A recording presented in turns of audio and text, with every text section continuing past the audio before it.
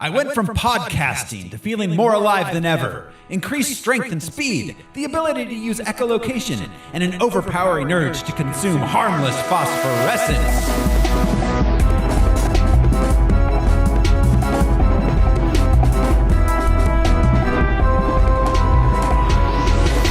Hello, everyone. This is Throw Smiley, truly one of the podcast hosts of all time. Who's joining me this week? I am Josh DC, more or less. I'm Brian Lesh, but I guess you can keep calling me Milo, I guess.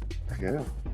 Need a transition, hang with the best, drink a little blood and I go more.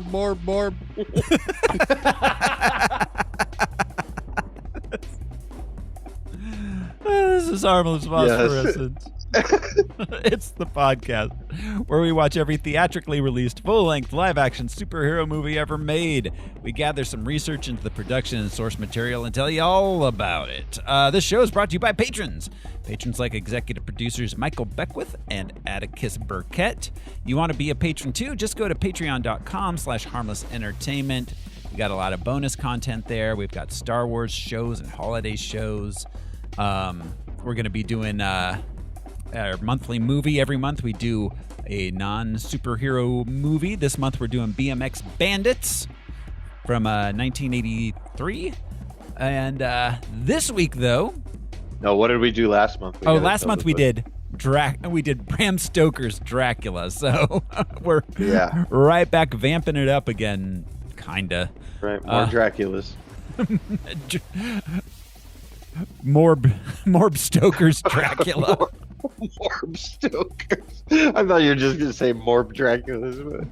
Morb Stokers. You know what they say? Morb money, Morb problems. I was saving that. Do they say that? Yes, they do. They do. Now more than ever, actually. If you haven't guessed, this week on Harmless Phosphorescence, we are watching Morbius.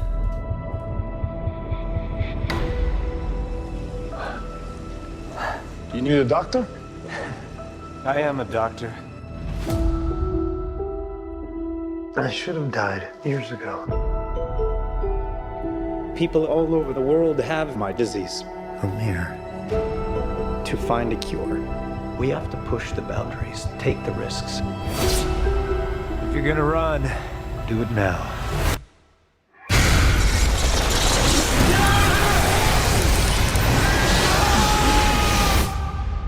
People are strange. Dr. Michael Morbius, you've been missing for 2 months. When you're a stranger, Then you were found on a container ship that washed up off of Long Island. faces look ugly. When you're alone,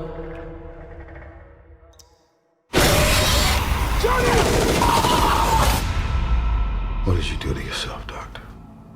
I wish I knew.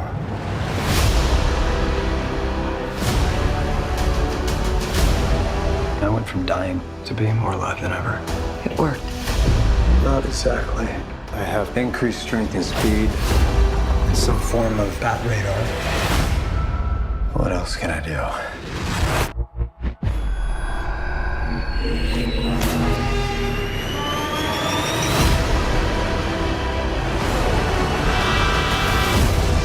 There are limits. There has to be. There's something inside of me that wants to hunt and consume blood. Michael. when you're strange, faces come And you control it. I don't know. Half the city wants to kill you. remembers your name. We haven't had anything this good since that thing in San Francisco. When you're strange, The other half wants to control you. Hey, Dr. Mike, you and I should stay in touch. I'd do anything to save a life. But I don't know what I'm capable of. You save lives, you don't take them. Are you here to heal the world? Or to destroy it?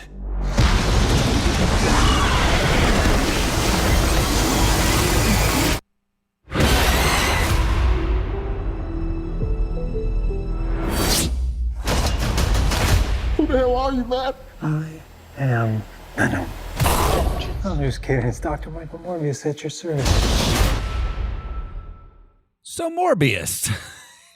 I think it's interesting that the song in the trailer is "People Are Strange." That's how the Lost Boys start. It's like when the Bunnymans as they're driving through Santa Cruz.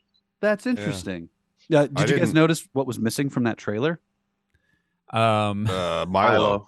Yeah, there's no Matt Smith villain in the trailer at all. I mean, like 2 shots, maybe 2 total shots. I didn't even notice 2. I didn't see him at all. I saw 2 shots of him, but they were both just him like standing or walking, like nothing about what he is or anything like that. They didn't have him like breakdancing or no Matt Smith sexy dance. I didn't notice until watching the trailer just now the tie into the boat, like the Dracula boat reference. Yeah. I didn't think about that. Yeah, because Dracula likes boat killing. Boats and hose. We talked about. Also, the robot arm. This movie really is awesome. Yes, Tyrese has a robot arm, which is you would not know unless you saw the trailer. I love that, the people that put the trailer together are like, look, sonar is too big of a word for a trailer. It's like, how about bat radar? Bat radar. With no, isn't there another property with a naming convention like that? No, absolutely not. There's nothing like bat shark repellent or anything. Echolocation is too long. Yeah, I mean, that's too long. Except Sonar's too complicated. In the movie, bat radar. In the movie itself, he says echolocation, bat radar. But that's for his own notes. He's explaining to himself what echolocation is. He says for the uninitiated. But that's his own notes. Those notes aren't for anyone else. But I think not everybody, but most people generally know what echolocation is. Yes, it's 2023. This isn't. But that's what I mean. These are the people that put the trailer together. It's the same with the People Are Strange music choice. They're like separate people, but that's the conversation. Echolocation is too long. Sonar's too complicated. Some dude right before lunch was like, bat radar? Yeah. All right. We got it. You're getting a raise, Jimmy. Yeah. I love it. You're like a child just stringing words together. That's in the movie. That was the secret hero of MASH was Bat Radar. Nobody gets raises anymore. They just don't get fired. Wow. They don't get thrown out the window. Oof, yeah. That's so true. This movie was released April 1st, 2022. It was apparently an April Fool's joke. Joke's on us. Best movie of all time. It was 104 minutes. That was the best thing about this movie. It was that was the best thing about it. Is that it was a tight hour 44 with credits. I know. Usually I'm like comic book movies. I love it. They can be long. It cost $83 million. That's just an unimaginable amount of money to me, but knowing what we know about budgets, that seems like they gave it to their kids to make something in the garage. Right. 83 million. Yeah. And it it made 167.5 million worldwide. Wow. So bravo. I mean, they had to release it twice. To squeeze that in. So nice. It was back by popular demand. No, what happened? There was a campaign, right? No. What happened was it became a meme, and the studio was like, "You guys like meme movies, right? You want to watch it again? You want to come see it this time?" And the public was resoundingly like, "Not really." But, honestly, not to get too deep into that, but I think that it was because they were seeing the like web traffic for the word Morbius was through the roof. And they're like, "Well, we got to re-release it." And there were definitely some people that are like, "Well, I've been hating on it so much. I better go watch it so I can almost went to my meme gang." I'm glad I didn't pay any money for it. But when they re-released it, I was like, God, it'd be really funny to see us. And didn't the haters ask for a re-release saying, quote, "We were busy that weekend"? I think I think that there kind of was a fake campaign, but then they re-released it and it did almost nothing. Like that 167 is not really in profitability.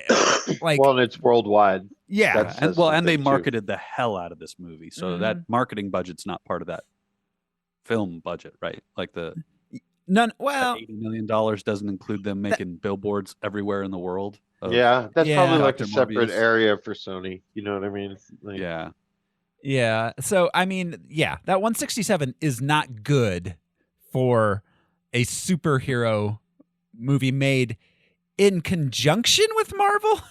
It is associated. It's good for this movie, though, I will say. Well, and it came out right after No Direction Home. I would point out that it says, and they've got Michael Keaton in the trailer, so they're really trying to tie it to the Spider-Man universe. But so who thinks Michael Keaton forgot what accent he had done in Homecoming? He's like, I'm just gonna go with the triple scoop of New York. Brooklyn accent. He had a very slight one. Yeah, but in this Adrian one, but this hey yo, and this one he's basically like, I'm a walking here. Hey Doc. But he's not a street hood. Is this our owns a home in Queens? Vulture? We're gonna spend so much time talking about Vulture, even though he's only in this movie for a single drop of movie. But is this our Vulture? I mean, they lead us to believe. I don't know. I have a lot of unanswered questions about Vulture. We'll leave that for the movie, we'll leave it to the end. But Okay, so you just said the box office. Yeah, which means we are going to play the box office top 10 game. This is the game where I'm going to describe the top 10 movies of the week of April 1st, 2022, less than a year ago. My favorite hit was "Where are my keys?" There's a few of these we've already done. You could go to the lower ranking guys. Yeah, I'm gonna look top 20 to 30. Yeah, I'm gonna look at this because I'm just gonna kind of. I'll just do a few extras because there's just a few in here we've already seen, strangely enough. Apparently movies were only in theaters for like 5 days at a time last year. I think the bylaws allow for that. So you can do that. Let's see. Opening this week at number 19.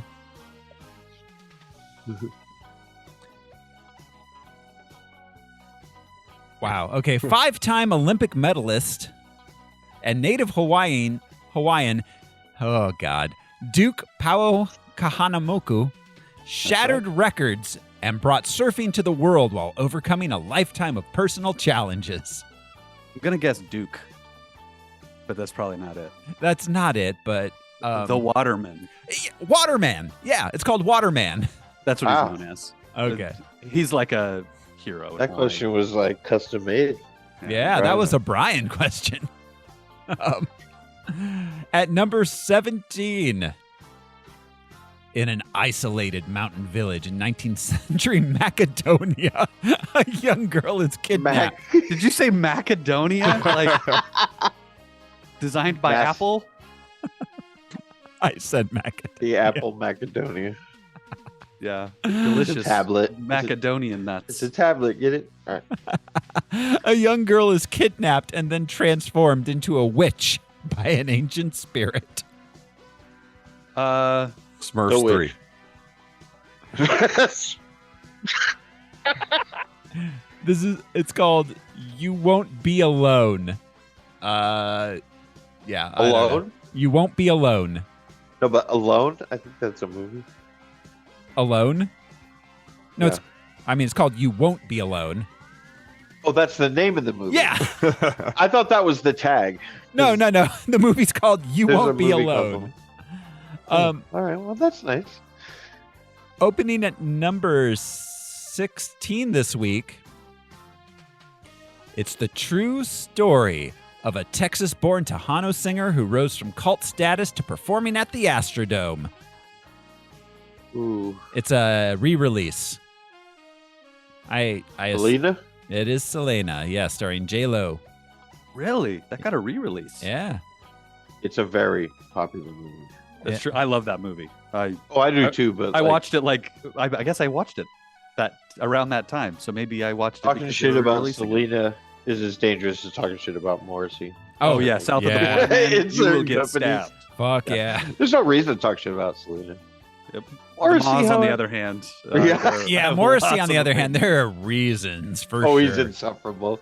Yeah, but Yeah. Selena is unimpeachable. She's incredible. Yes, exactly. Yeah, fucking Morrissey. Anyway, so Bitty bitty bop. That's how I learned about hot sauce on pizza. By the way, was Selena. Learned. Selena? Learned. I love it. At number 10 this week. In 1979, a group of young filmmakers set out to make an adult film in rural Texas. But when they're they're gonna give it to you. Yeah.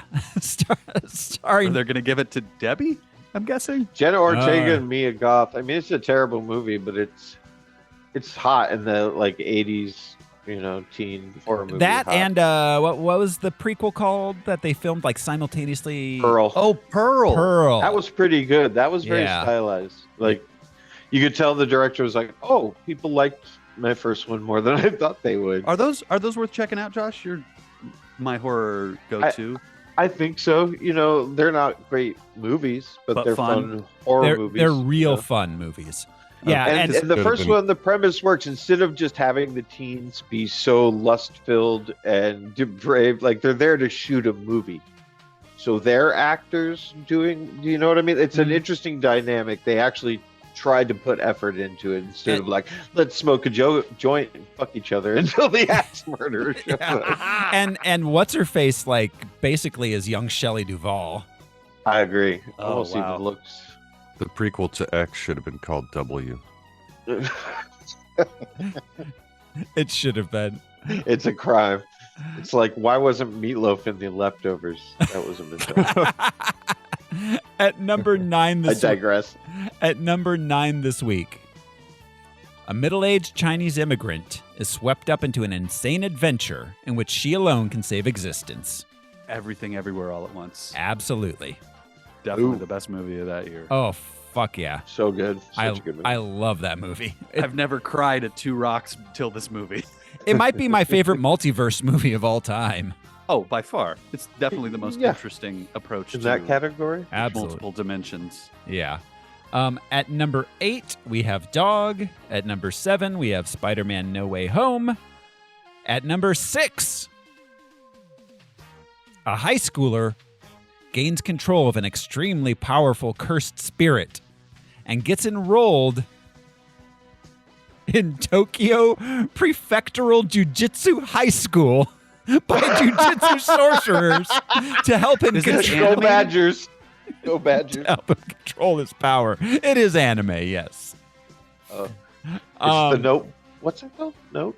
Not the Notebook. That's No, not Death Note. It is not Death Death Note. Note. It is not Death Note. This is it Grim Cuddy? this is an Oh anime. no, wait, it's anime. This is one I've never heard of, but that's not surprising. I'm not Yeah. an You anime. got a teenager at home, though. I'm a teenager who's really into anime at that, but this one I have never heard of. It's So called is Ella, but I have the same problem I did when I was a teenager. Like, I can't follow it. She'll try to explain stuff, and it's just like, that seems everywhere. It's how I All at once. it's how I imagine me explaining a comic book property to a non-comic book person. Yeah. No, it's And then you hand them the comic book, and it's backwards. Yeah. It's written backwards. no anime. And right to left. Anime Yeah. is insane, and there's literally like there'll be like 20 minutes of an episode of like interior monologue while they slowly spin in slow motion staring at each other.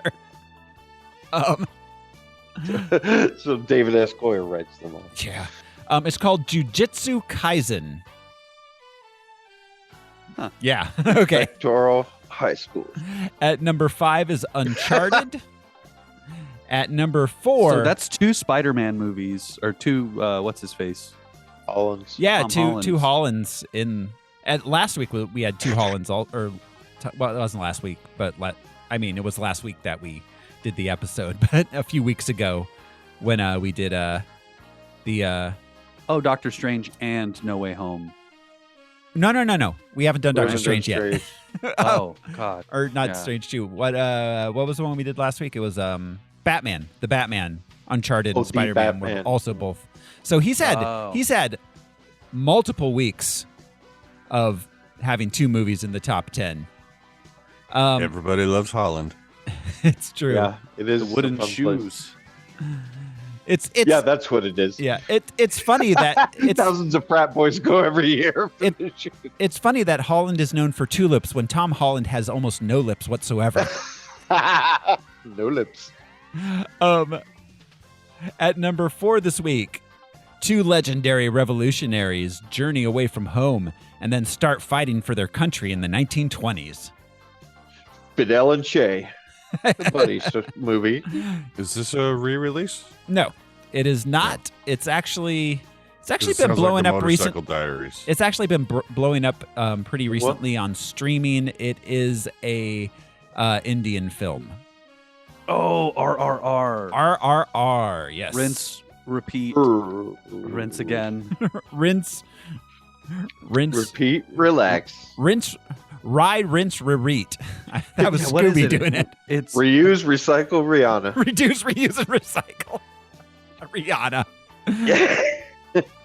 That's the 4th hour. At number 3 this week, a billionaire has daddy issues. Batman. The Batman. The Batman. Vengeance. Nice to meet you. You call me Mr. Batman. Hi, I'm complacency. I'm Sorry. I'm Bruce Batman. Shit, I meant Wayne. God damn it. I said, okay. Just forget I said that. At number 2 this week, a reclusive romance novelist on a book tour with her cover model gets swept up in a kidnapping attempt that lands them both in a cutthroat jungle adventure.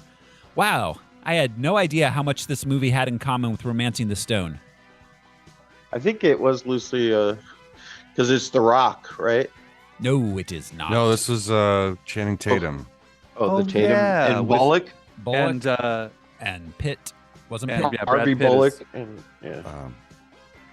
But what was it called? It's called The Lost City. Okay. Yeah. But yeah, it is. I thought the same thing when I saw trailers. Yeah, very Romancing the Stone, which that was a good movie. Oh boy, was it a good movie. Yeah. At number 1 this week, biochemist Dr. Michael Morbius tries to cure himself of a rare blood disease. The Batman. But he inadvertently infects himself with a form of vampirism instead. Wall Street. I love that. Yeah, the Batman is like holding court, in the box office, and they go ahead and throw out another Fab movie. Yeah, another. And they said Bat Radar. So that was. He fell into a vat of bats. I mean, kinda. That's not what gave it to him, but he was in a vat of bats at one point. It was so very Bruce Wayne-y. About the vat of bats. The vat of bats, yeah. How did they get the vat of bats into the helicopter, The man? The bat vat, yeah. Was there a bag? Also just it was enough hanging, for some blood samples. It was hanging underneath the helicopter. But also I don't know, that thing they set up wasn't catching the bats. It just seemed to be lights that the bats flew through. Was it and mind he cut his hand, but they didn't seem very interested in the blood. And so many questions. Again, we're not even going to get through that first scene. Oh my god. Anyways, okay. Yeah, we're going to get to the movie here. So, Al. Hi. Character, comic book background, Morbius. Do it. Hi. Comic book history, Morbius, the living vampire. Created by writer Roy Thomas and artist Gil Kane. Debuted as a tragic, sympathetic adversary of Spider-Man in The Amazing Spider-Man, Volume 1, number 101, October of 1971. I always liked the character, okay.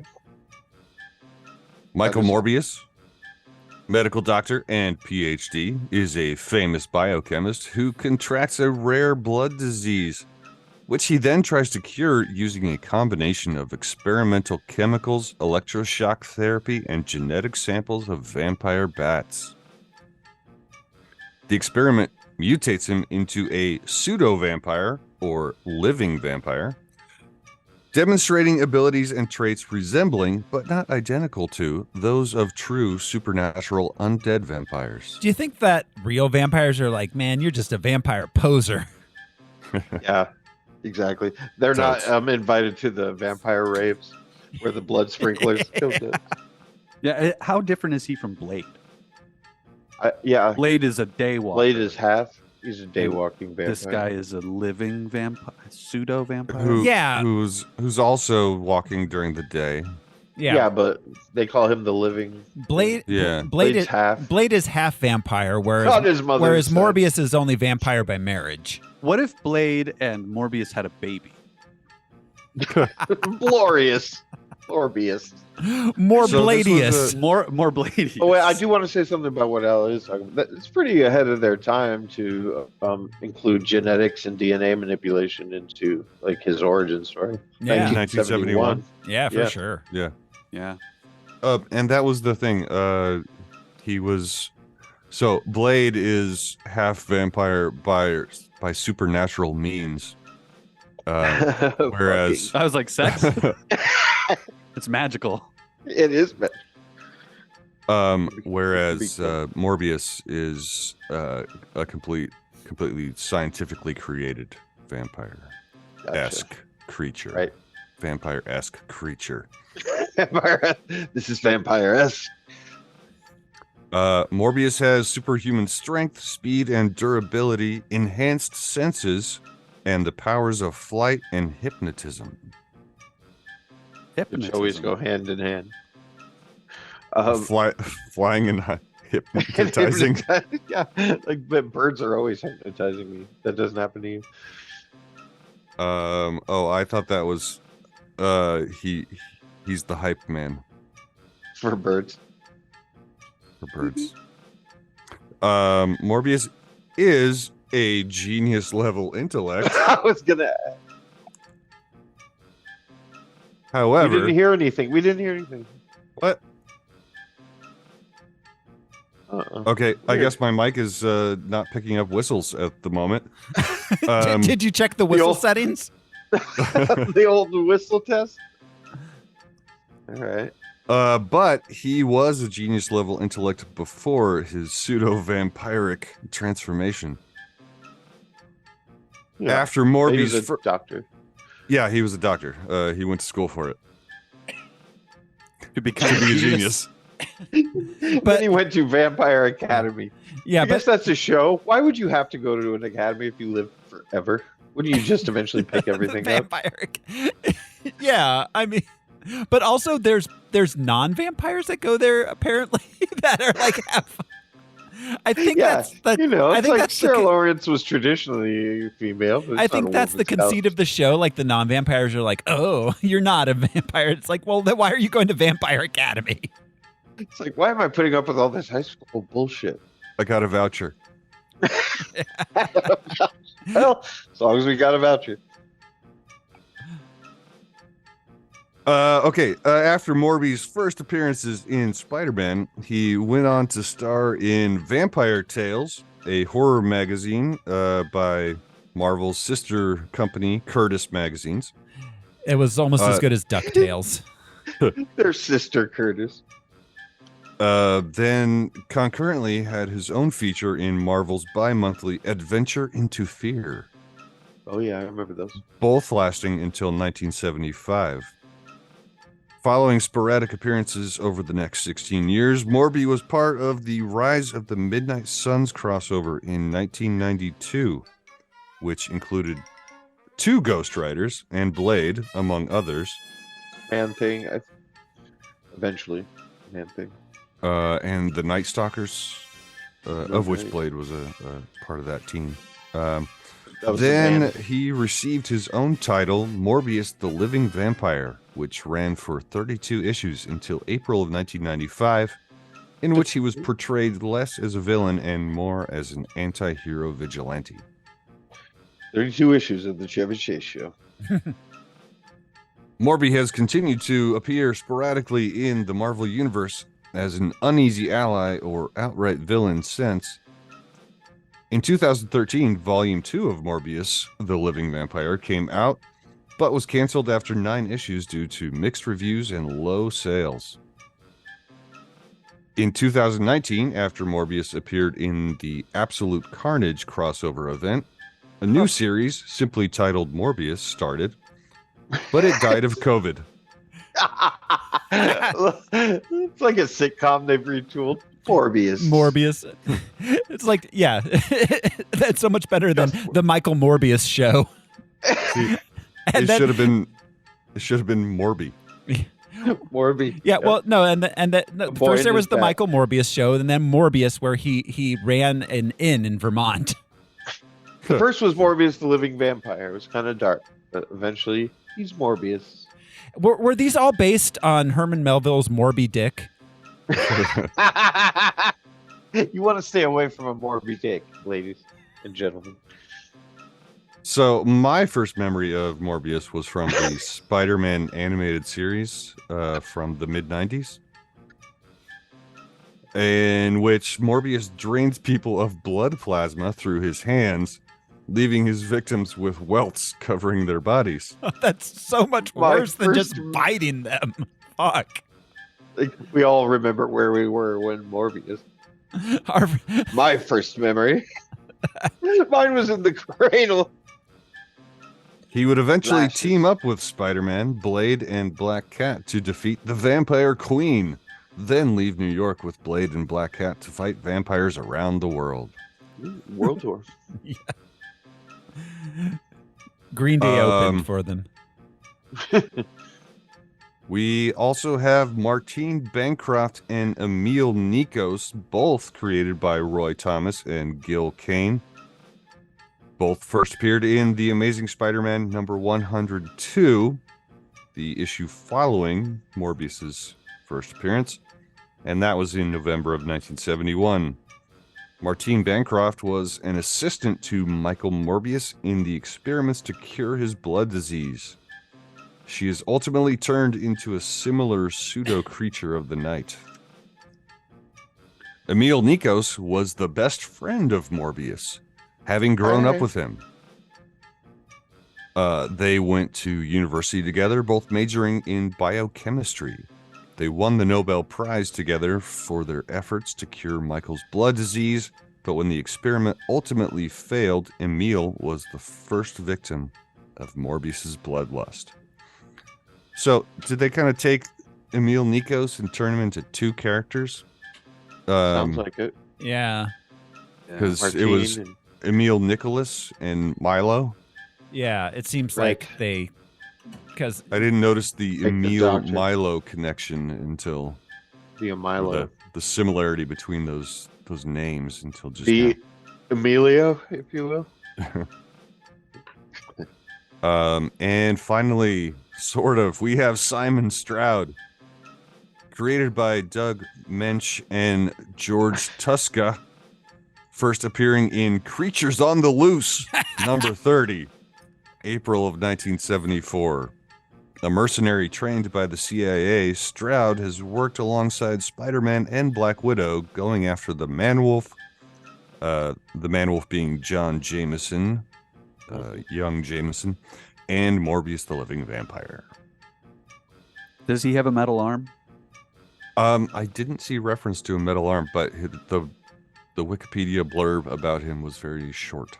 Any superpowers or anything? He has metal arm disease. That's right. If Wikipedia had told me, I would have told you. You're not keeping any wiki. Yeah. All right. I honestly would not mind seeing Morbius if they continue with if they do a Midnight Suns thing. It will always be hilarious if he comes back. Sure.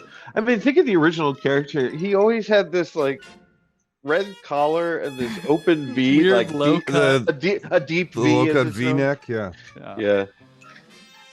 So it was always comical. He looked very similar to Mr. Sinister. Yeah. Yeah, that's true. The deep The color palette, theme. absolutely. But yes, also the design.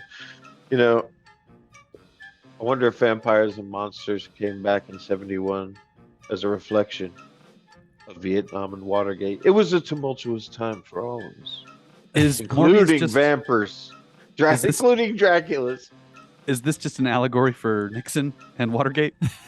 Or the government in general? Yeah. Bloodsuckers who used science and chemicals to manipulate blood. So, all right. Don't trust anyone over Morbi. Thank you, Al, for that character and comic book background. That brings us to the production of the film itself.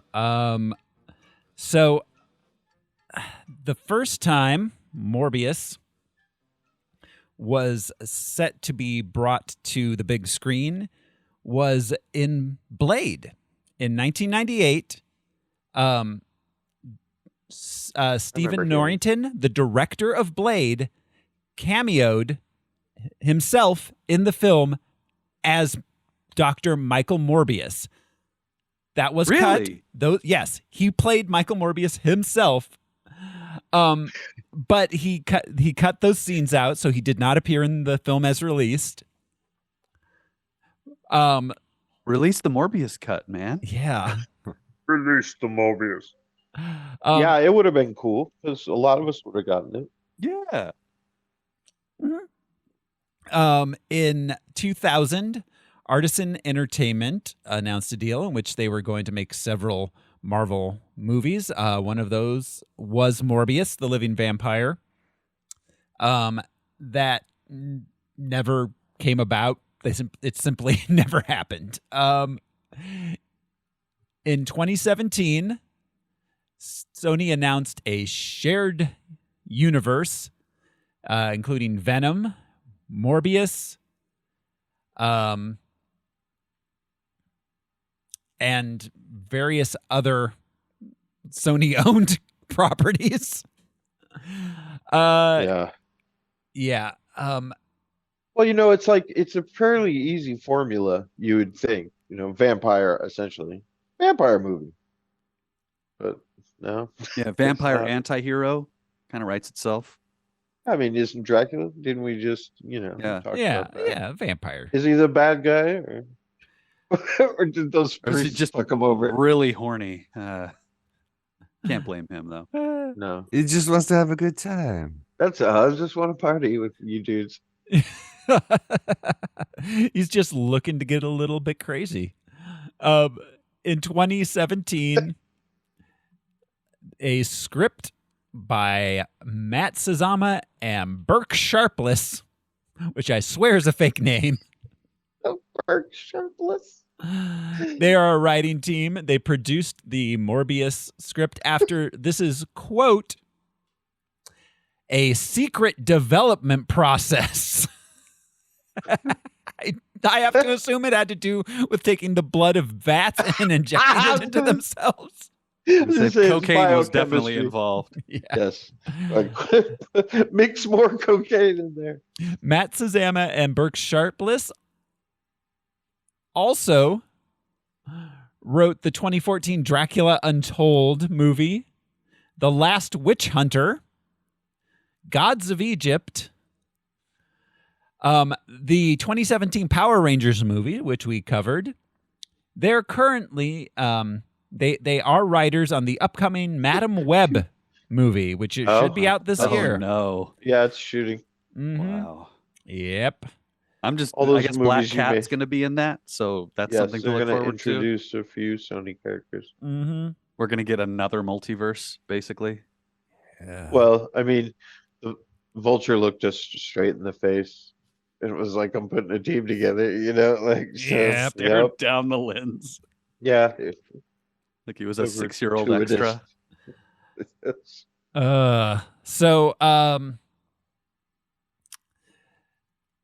Jared Leto became attached to the property almost immediately before there was even a director, and he got to vet the directors.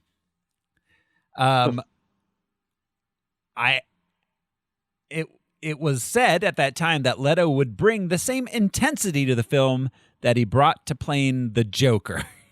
Wow. So I'm assuming there were intensity. like bags of shit sent to people. Just blood, just bags of blood and dead bats instead of. Well, yeah. Would you bags of call that shit portrayal intense? No. No. I would. I would call Travis Bickle that performance intense. I would call Jared's like annoyingly. I don't know. Pretentious and pretentious, like edgy and like a really like cringy late 90s, early 2000s Limp Bizkit way. Yeah, you think he was not an intense Joker by far. Do you think he vetted the directors at his sex cult? He's like, you have to be cool with this first. Why have a sex you can cult make my movie? if you can't micromanage? So you guys mentioned his Joker and this Morbius. He arguably has the worst DC movie and the worst Marvel movie. Yeah. We'll get to rankings later, but I mean, he has really wanted to be a part of a comic book property, and it's just not worked out. Yeah, it's just not working out for him. So originally, Sony approached Antoine Fuqua, who made the Replacement Killers. He's good. Yeah. He said no. No Morb. I will go this Morb and no further. They approached Felix Gary Gray, who directed a bunch of Ice Cube and Dr. Dre videos in the 90s. He did It Was a Good Day. Oh man. Yeah. That's an awesome video. He said no. They approached Daniel Espinosa, who said yes. He entered his movie. Side note, I want us to start using Morb like Smurf. Yeah, Papa Morb. As a noun, Morbat. Yeah.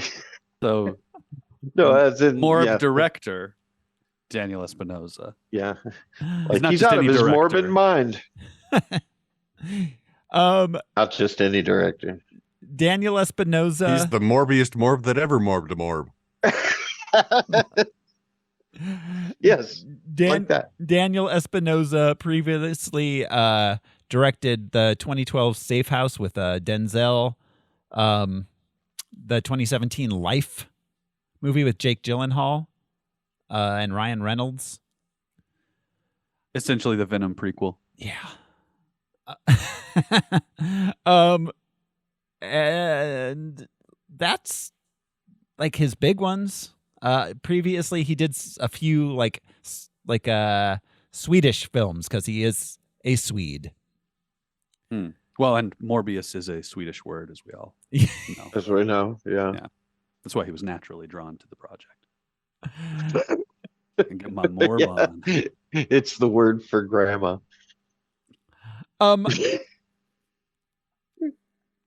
So Jared Leto. You always mute when you're laughing.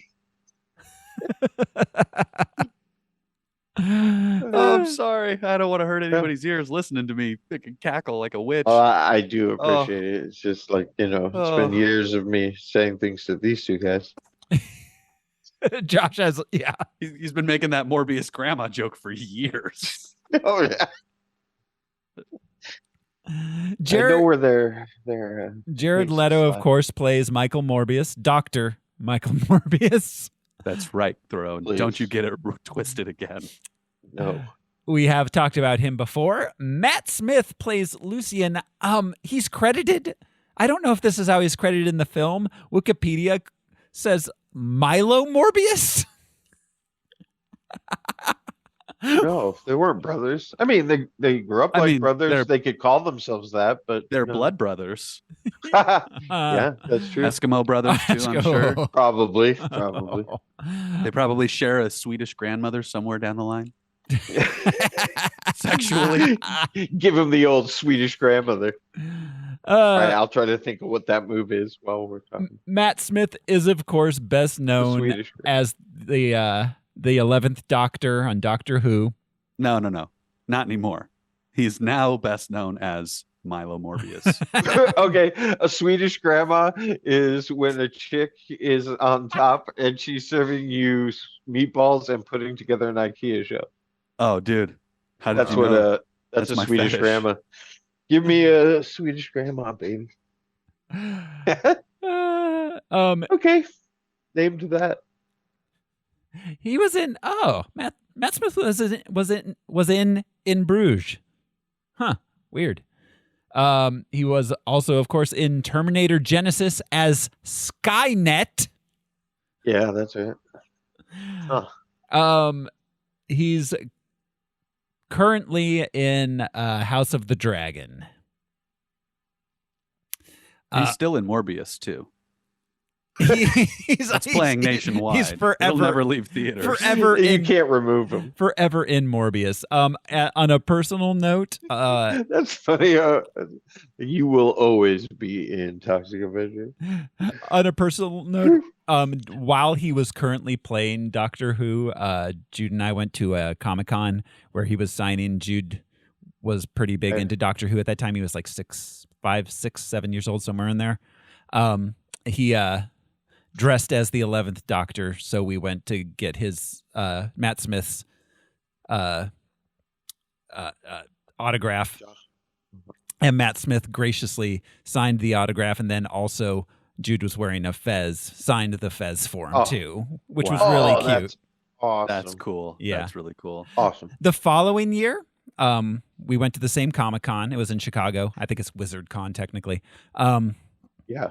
And he dressed as Mal Reynolds from Firefly, and he got to meet what's his face, Nathan Fillion. Yeah, Nathan Fillion. Nathan Fillion. Wow. And that's another good get. Yeah, Nathan Fillion wasn't even signing. We were just walking down an aisle, and Nathan Fillion was walking by, and he saw Jude and said, "Well, who are you?" And Jude said, "Captain Mal."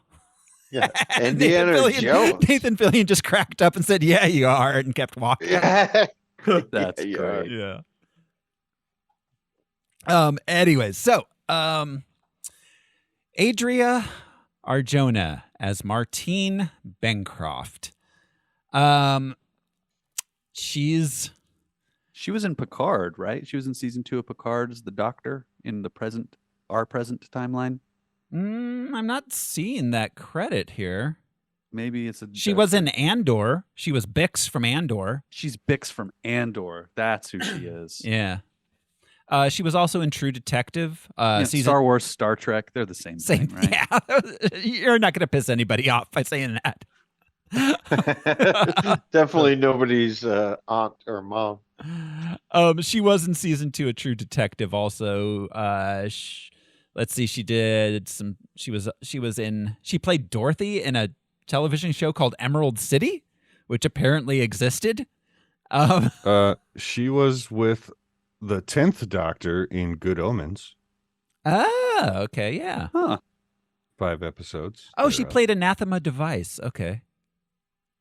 As far as films go, she was in Pacific Rim Uprising. She was in the Father of the Bride remake from last year, and she's in the upcoming movie directed by Zoe Kravitz called Pussy Island. Oh, damn. I don't know what that is, but I'm definitely going to watch it when it comes out. I thought that was or Visit Themyscira. Pussy Island. Frida is a young, clever Los Angeles cocktail waitress who has her eyes set on the prize, philanthropist and tech mogul Slater King. When she skillfully maneuvers her way into King's inner circle and okay, I'll stop there. That's the last one you were describing? Yeah. Pussy Island. Is that Pussy Island? Yeah, starring Island. Channing Tatum as Slater King. Yeah, he'd definitely be allowed over. Yar! Off the starboard. Pussy Island. Jared Harris plays Dr. Emil Nicholas. I like that guy. I always have. Yeah. Such an incredible actor. He is really good. Mad Men. Chernobyl. Yeah. He's on The Expanse too. Obviously started British. He's in The Expanse. He plays a little bit part in The Expanse that's super important, and he gives all these rousing speeches. But he developed a specific way of speaking because Belters have like a patois, and there are a number of actors who developed their patois in later seasons off of his use of like an accent. It's really, really, really cool because he chews the hell out of the scenery every time he's on that show.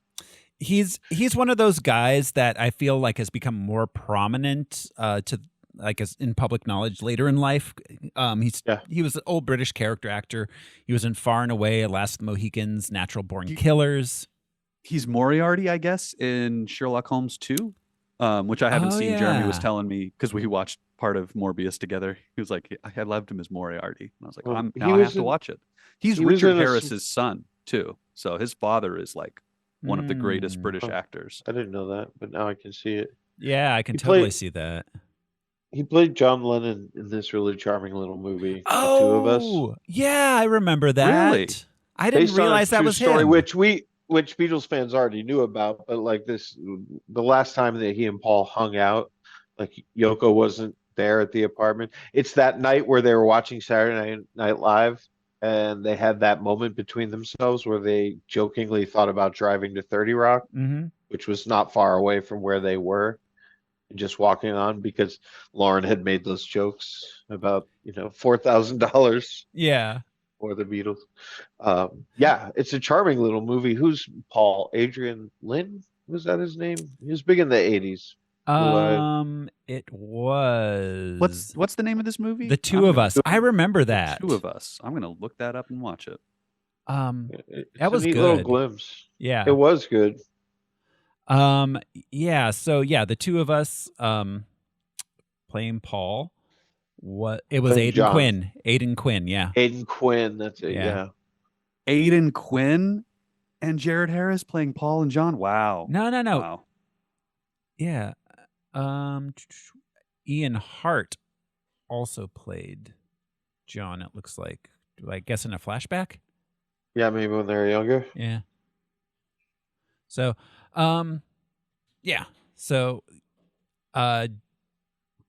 Jared Harris, really good. Apparently, so this is hilarious. Like you said, his dad was Richard Harris, who everybody knows. But his maternal grandfather is David Reese Williams, first Baron of Ogmore. Ogmore. Like, so rich upper crust Brits. Gotcha. Al Madrigal playing Alberto Rodriguez, one of the FBI guys. He's good. He's funny. I like him. I know him from The Daily Show. Yeah, exactly. That's where he started. Exactly. Yeah, Daily Show. He does he's done like a lot of sitcoms over the years that didn't make it. Oh wow, he was on Wizards of Waverly Place for a while. Man's got to eat. Let's see. Film wise, he was in. He was in The Way Back. Just saw him in something else, which I thought was interesting. I was Unplugging. Happily, yeah, a bunch of indie movies. And Tyrese Gibson is his full name, is Simon Stroud. Tyrese first came to prominence, of course, as a musician, a singer. Yeah. Well, a model, and then, a model and a singer.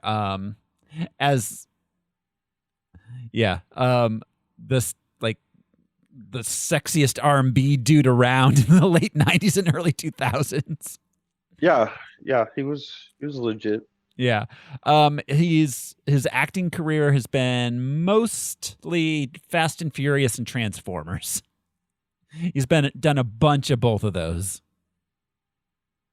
And let's see, that about covers it, other than, of course, Michael Keaton as Adrian Toomes.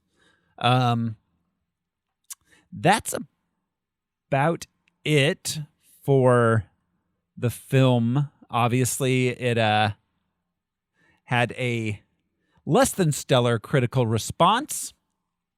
16% on Rotten Tomatoes. Some Letterboxd reviews. The week it was released, GGA27 writes, better than the Batman, 5 stars. I don't think that one's ironic. No, I think he meant that. Coming in a little hot. Yeah. Zuzia writes, why is Jared Leto in this? 5 stars. That also doesn't seem ironic. That seems like a question. Just Day writes, straight people Twilight, half a star. And God Howard writes, this documentary about Jared Leto is fascinating. Half a star. That's really all we got. Guys, are you ready to go ahead and jump into the movie itself? It's Morbin time. I was waiting for someone to say that. It finally, after all these months, it is Morbin time. Sorry for stringing you along, listeners. It's happening. It's Morbin time. Here we go. This is Morbius. Or the Book of Morbin. Morbin Burton. The Book of Morbin. The Book of Morbin. Latter-day vampire. The Church of Latter-day Saints, you know, story. the Morbins. The Morbins of Latter-day Draculas. We open on a title card. Then we cut to Costa Rica. Dr. Michael Morbius is helicoptering into a bat cave. Not that kind of bat cave. Ones with actual bats who apparently strip their prey to the bones like piranhas. So vampire bats do not eat their prey. They lick the blood from wounds that they inflict. They just bite them and then lick the blood. Yes. Little assholes. A little licking action there. So they also numb those points too. It's kind of interesting. Huh. I'm sure they have coagulants just like mosquitoes do, so you don't just start bleeding him. Yeah. I wish they had gotten more into that with Morbius, how his bite numbs. I could have used a little Morb. Yeah. With a rebel yell, he cried, Morb, Morb, Morb. In the midnight hour. These bats live in the hills of the dead. Yes. Place to live, Cerro de la Muerte. And they built a lovely little helipad outside of their They totally cave. did. They did. It's like Dr. Hammond had a mind. So I would point out that even before he morbs, Michael Morbius is like super dramatic for no reason, where he cuts the palm of his hand and draws the bats out with his own blood and they fly around him. So, okay, let the questions begin. What is that machine? And why is it not covering the entire entrance of the cave? And also, why are the bats flying through it to the outside? It's not a very effective way to capture bats. I assume that it's a mind control device. Yeah. That's the My only daddy thing was that a makes bat sense. catcher from way back, and that ain't no way to do it. It's like the little plastic strips on a walk-in refrigerator. Yeah, keep the bugs out and the cool in. Yeah. And I'm really, really tired of in movies when people cut the palms of their hands. Guys, that is the most inconvenient place to cut yourself. If you have to bleed for something, do like the arm, you can do a leg. Doing the palm of your hand just means you're not going to be able to pick anything up comfortably for weeks. Also, the dude walks on crutches. Yes. He needs to put the palm of his hand onto the handle on his crutches to get around. And also, they did not think that through. Also, he's got a blood disease. He needs to keep all his blood in him at all times. Also, they have access to bags of blood. Why not just open a bag of blood and pour it all over yourself real sexy like or something? Why didn't they bring a goat? Yes. Anything. For real. Anything besides morbing. Why didn't you bring a goat? Yeah, I always get asked that at parties. You could use an app on your phone. Just use a high-pitched sound that would disrupt and upset fucking bats. I was going to say, is there an app? Or that use lets, a pole and be like, bang, Gandalf style, and slam it on the ground. Like, there's lots of ways to wake up bats. There's any number of things you can do to attract deadly vampire bats into your light cage.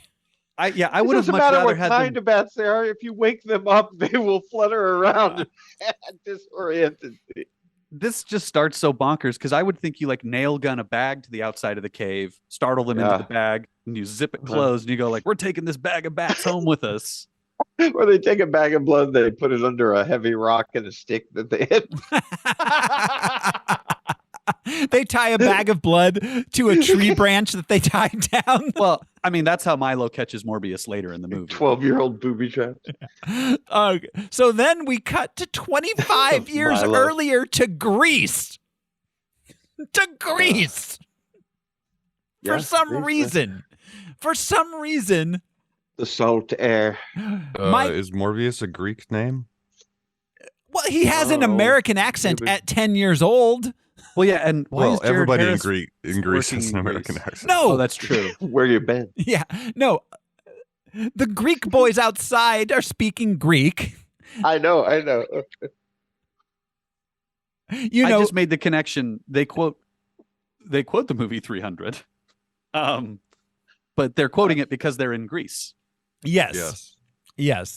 Maybe that's where the best doctors. They don't quote the movie; they quote the Spartans. But I mean, was that an actual?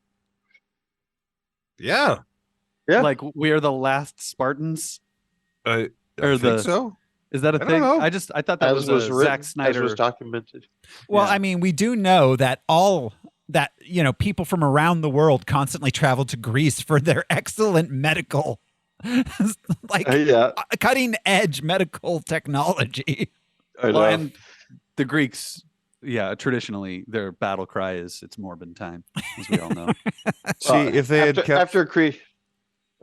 kept his name from the comics, Emil Nikos. Yes. That sounds Greek. Yes. Yeah. But there you go. This man is not Greek. He has a British accent. Yeah. And he brings in a young not a young Matt Smith, a young.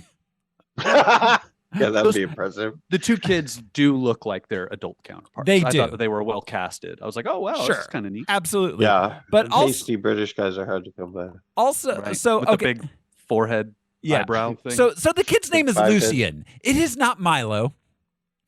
No. He gets named Milo because all the kids that come to me and die are named Milo as far as I'm concerned. You're a faceless, nameless child who will die, so I'll name you Milo. Except that I'm going to immediately fix your blood machine because I don't want you to die. What was Korg's? What was the name? Was it Doug? Like, you're the new Doug? Yes. Yeah. That's what old Doug used to say. Yeah. He had 5 previous Milos, and he doesn't even remember the first Milo, but he calls them all Milo. He's just fixated on this name, but he doesn't remember the first one. Yeah, like why are you calling them Milo if you don't even remember the first Milo? Like, dude. Like I just love that name. Yeah. But I would point out that in the next scene, the doctor's calling him Milo instead of Everyone Lucian. does. What? This is like, why is the doctor calling this kid Milo? Oh, because Dr. Michael Morbius, even as a child, had the power of hypnotism. Of course. That was before the blood thing. So, the vat of bats. So because he's so good at fixing blood machines, yeah, I'm the best. Dr. Nicholas sends Morbius to a special school in New York. Morbius. Okay, is that supposed to be Charles Xavier's School for Gifted Youngsters? I don't think so, but it seemed like it. It seemed like it. Like it. Yeah. Because that's about as like on the nose as you could describe it without saying outright. They have a school mutants for there. A school for the gifted in New York. Yeah. School for the weird blood kids. Yeah. Blood Juilliard. Kids with weird blood. Blood Juilliard. Oh, the blood studio. The blood kid studio. The Vampire Academy. So yeah, they oh, but yeah, so this blood disease means you need to have blood transfusions 3 times a day. A day. 3 times a day. I had to have a transfusion once to save my life. They're intense. I bet. 3 a day. That's gonna take a lot. Yeah, I don't think you'd be as ambulatory as these 2 children are. No. Even with dialysis is hard enough on a body. So imagine having to put, 4 pints of blood in you 3 times a day, 2 pints. Ugh. So is this a real blood disease, Al? They never name it. Oh, I guess it's just a blood disease. They never say what disease it is. They don't even give it a fake name. They just say the disease we have. He cured his blood disease, or he didn't cure his blood disease. There's something missing from their DNA. Same. They have brochemia. They're only 97% similar to a banana. So Morbius leaves a note for Milo, and then Milo gets beat up by some of those classic Greek bullies for having paper. I guess because they can read English, and they're like, "You got a friend? Fuck you." Fuck your friend. Yeah, they read English. Yeah. All Greek bullies know how to read English. Haven't you ever seen a movie? It's the international language. Well, and this is so of bros casually set up and then paid off with make sure you don't go outside while the schoolboys are getting out. They will beat you up. 5 minutes later, because he drops a love letter from every another boy dandy and gets beat was up. told. Yeah. Because they're classic Greek bullies. Everyone knows about Greek that old trope of Greek school children being bullies. Origin of democracy and bullying. We cut to 25 years later to Sweden.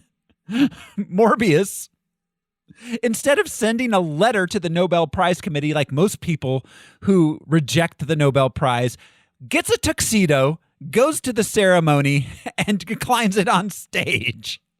Because he's dramatic. Yeah, he's a theater kid at heart. Yeah. So dramatic that, I don't know if it was him or the committee, but they knew they were going to present him with something. They knew he walked slowly on crutches. They put him all the way in the back. He walks for so long up to the stage. Wow. I would have had that guy right in front.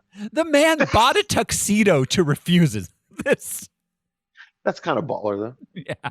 I gotta say, he had a tuxedo. I love the formal tuxedo with tails. Yeah. Why didn't he start wearing the tuxedo once he became a vampire? That would have been perfect. Should have busted it out. Unanswered question.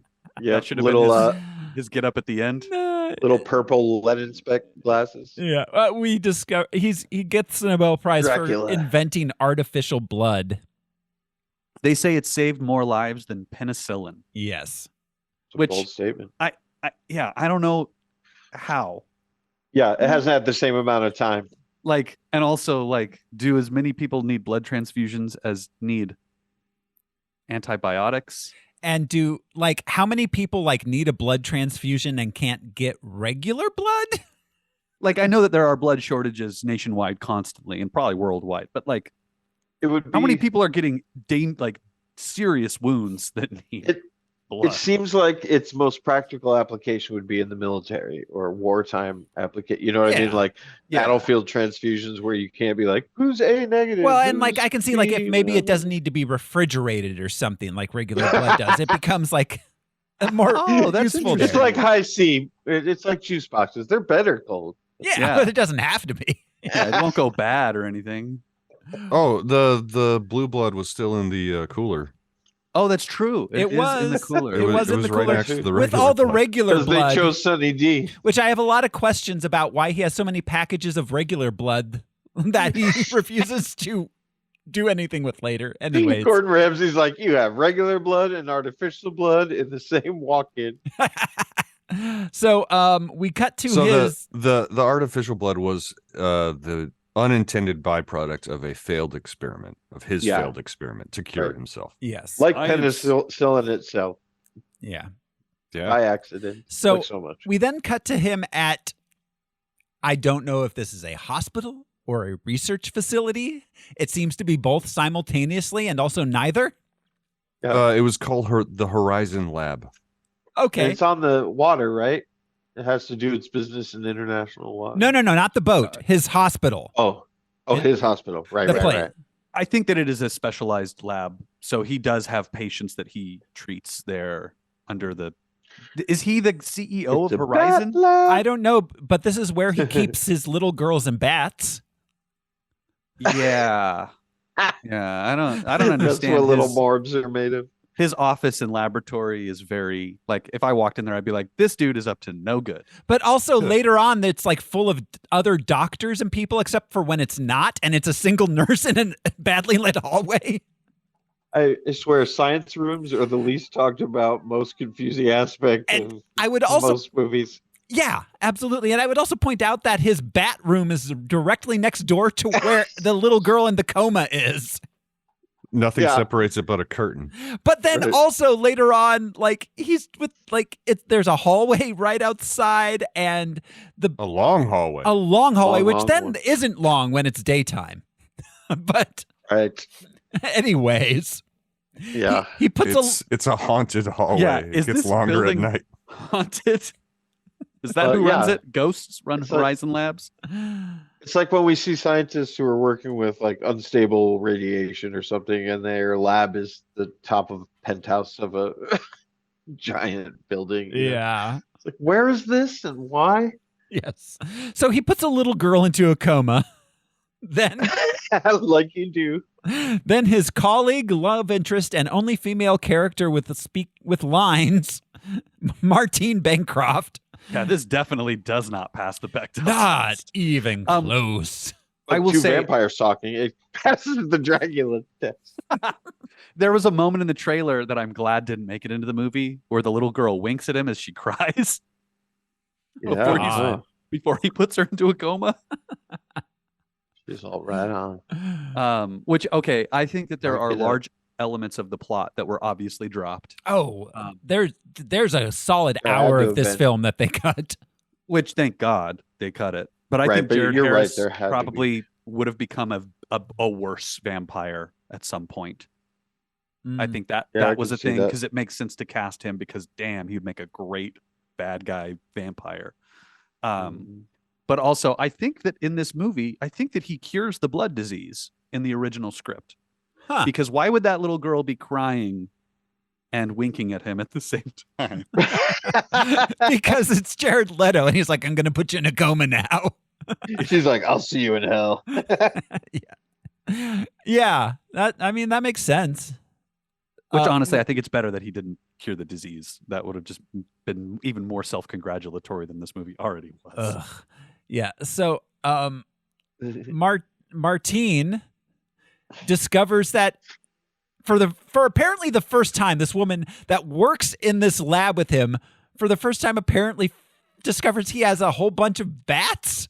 She's shocked by the bats. What the fuck? This is way more than the allowed amount of bats in the city limits. And I would point out he calls it's a fish tank for bats. He says those words. That is a bat tank for fish. You're not fucking fooling anyone. A fish tank for bats. What? Do you think people don't know what a tank is? Like they have to describe it as a fish tank? Okay. Bat radar. I have so many questions about the practical bat, how they captured them, how they keep them. These bats are in a glass tube.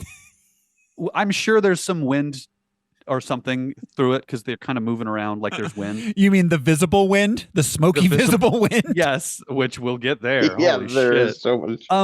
There are no visible perches for these hundreds of bats. No. Are they just flying forever? Yes. Yep. The lights up on. and down, all around, flying. Is that for aesthetic reasons? Because you'd think he'd be like, ultimately, the bat's welfare is of my highest concern as a scientist. Because you don't have perches in a fish tank. Oh, that's true. That's right. That's it's true. full of It's water. It's actually full of water because it's a fish tank for bats. But who has a more precise internal clock or circadian rhythm than a bat? Let's just keep it up all the time. That won't harm it. Yeah. And also, they have distinct bedtimes. I would have loved to see like a cave underneath that or something that the tube opens up into, and they're like excited to see him Maybe there is, because later on the bats all show up at a place where the bats are not. Yeah, I have show up at the club. so many bat questions. Those were just city bats. Those are City bats. Those are regular were on loan bats from Bruce Wayne. They can make it there. You know, the bats that live inside the New York sewers. Yeah, people flush them. The bat pack. You know, the bat pack. Because the number of bats fluctuates greatly throughout this movie. Yeah. The number of bats that emerge from the cave, and the number of bats in the bat fish tank, and the number of bats at the end, there are so many discrepancies. So many. Who's doing the bat accounting for Horizon Labs? Damn, I have to start counting again. I think I counted that one twice. They're all fluttering around. So Morbius goes to visit Milo, who's now Matt Smith, and apparently rich. Yeah. Is he a gangster? I don't he's a mogul. know. But also, he's an Elon Musk type character. He was born rich. He's the was he? Because that was my big question about the beginning of this movie. Was that an orphanage hospital? No. Because it doesn't seem like Morbius has parents or anything. No, but that's why I made the sort of the comment about the specialized health center. I'm with you. Why would it be in Greece? But I think they both came from money. But I think in a boarding school type way, they were sent away to people who would take care of them.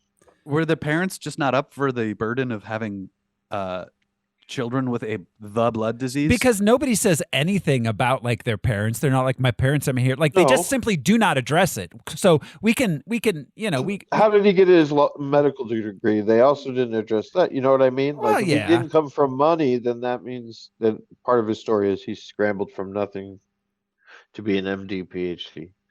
Blood scholar. Well, he went to the special school where they send you when you're good at fixing blood machines. Yeah. Yeah. ITT Tech. Yeah. UTI. No. Yeah, I don't know. I don't know that it matters, but I thought they both came from money. Okay. I originally thought that Matt Smith came from money, but then later on I was like, well, did he? Well, then it makes your original point of like this kid with the American accent at this Greek hospital, like, I don't know. Yeah. It fits with that. Like they were both, one was sent from America, one from Britain. That would make sense. Rich parents who didn't want to. That would make sense. Maybe they did want to deal with them, but yeah. No, Jared Harris. that absolutely makes sense. And you know what would have made me not even wonder slightly is a single line saying, did your parents send you here too? Yeah, they didn't like me at the country estate or something like that. Yeah. Anything. Excellent point. So he visits Milo, tells him about this illegal experiment he's going to do. Yeah, wait a minute. We know the answer. The Descendants told us. Milo went to college. That Descendants album. Woo! Oh, yeah. Milo. Milo is funding this research. So he gives him a private mercenary vessel to go into international waters. Apparently from Panama. Yes. Yeah.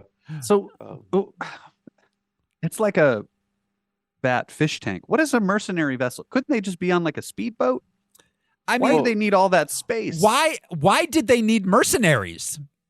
They could buy a boat and get a captain. They don't need a bunch of mercenaries on board.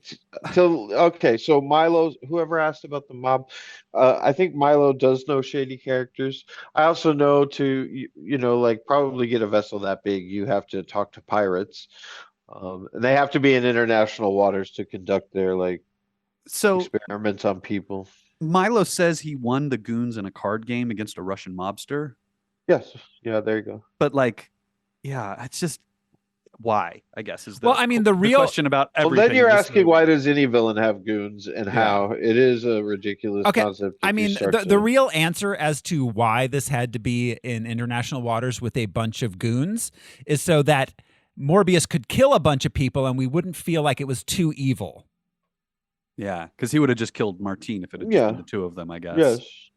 But that's actually happened before, though. People conducting experiments and doing things that are legal, within the boundaries of. You got to get a bunch of people who won't ask questions. Yeah. You have to not be breaking. Well, I mean, international human rights laws. I mean, the question is why did they need goons at all? They just needed one dude, just one captain. That's all they needed.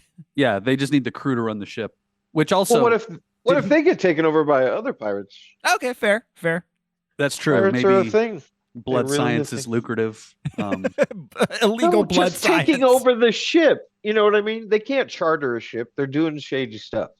Okay, yeah, fair enough. I mean, I think money-wise, Milo could absolutely have chartered a ship that big, but it can't have any tags on it.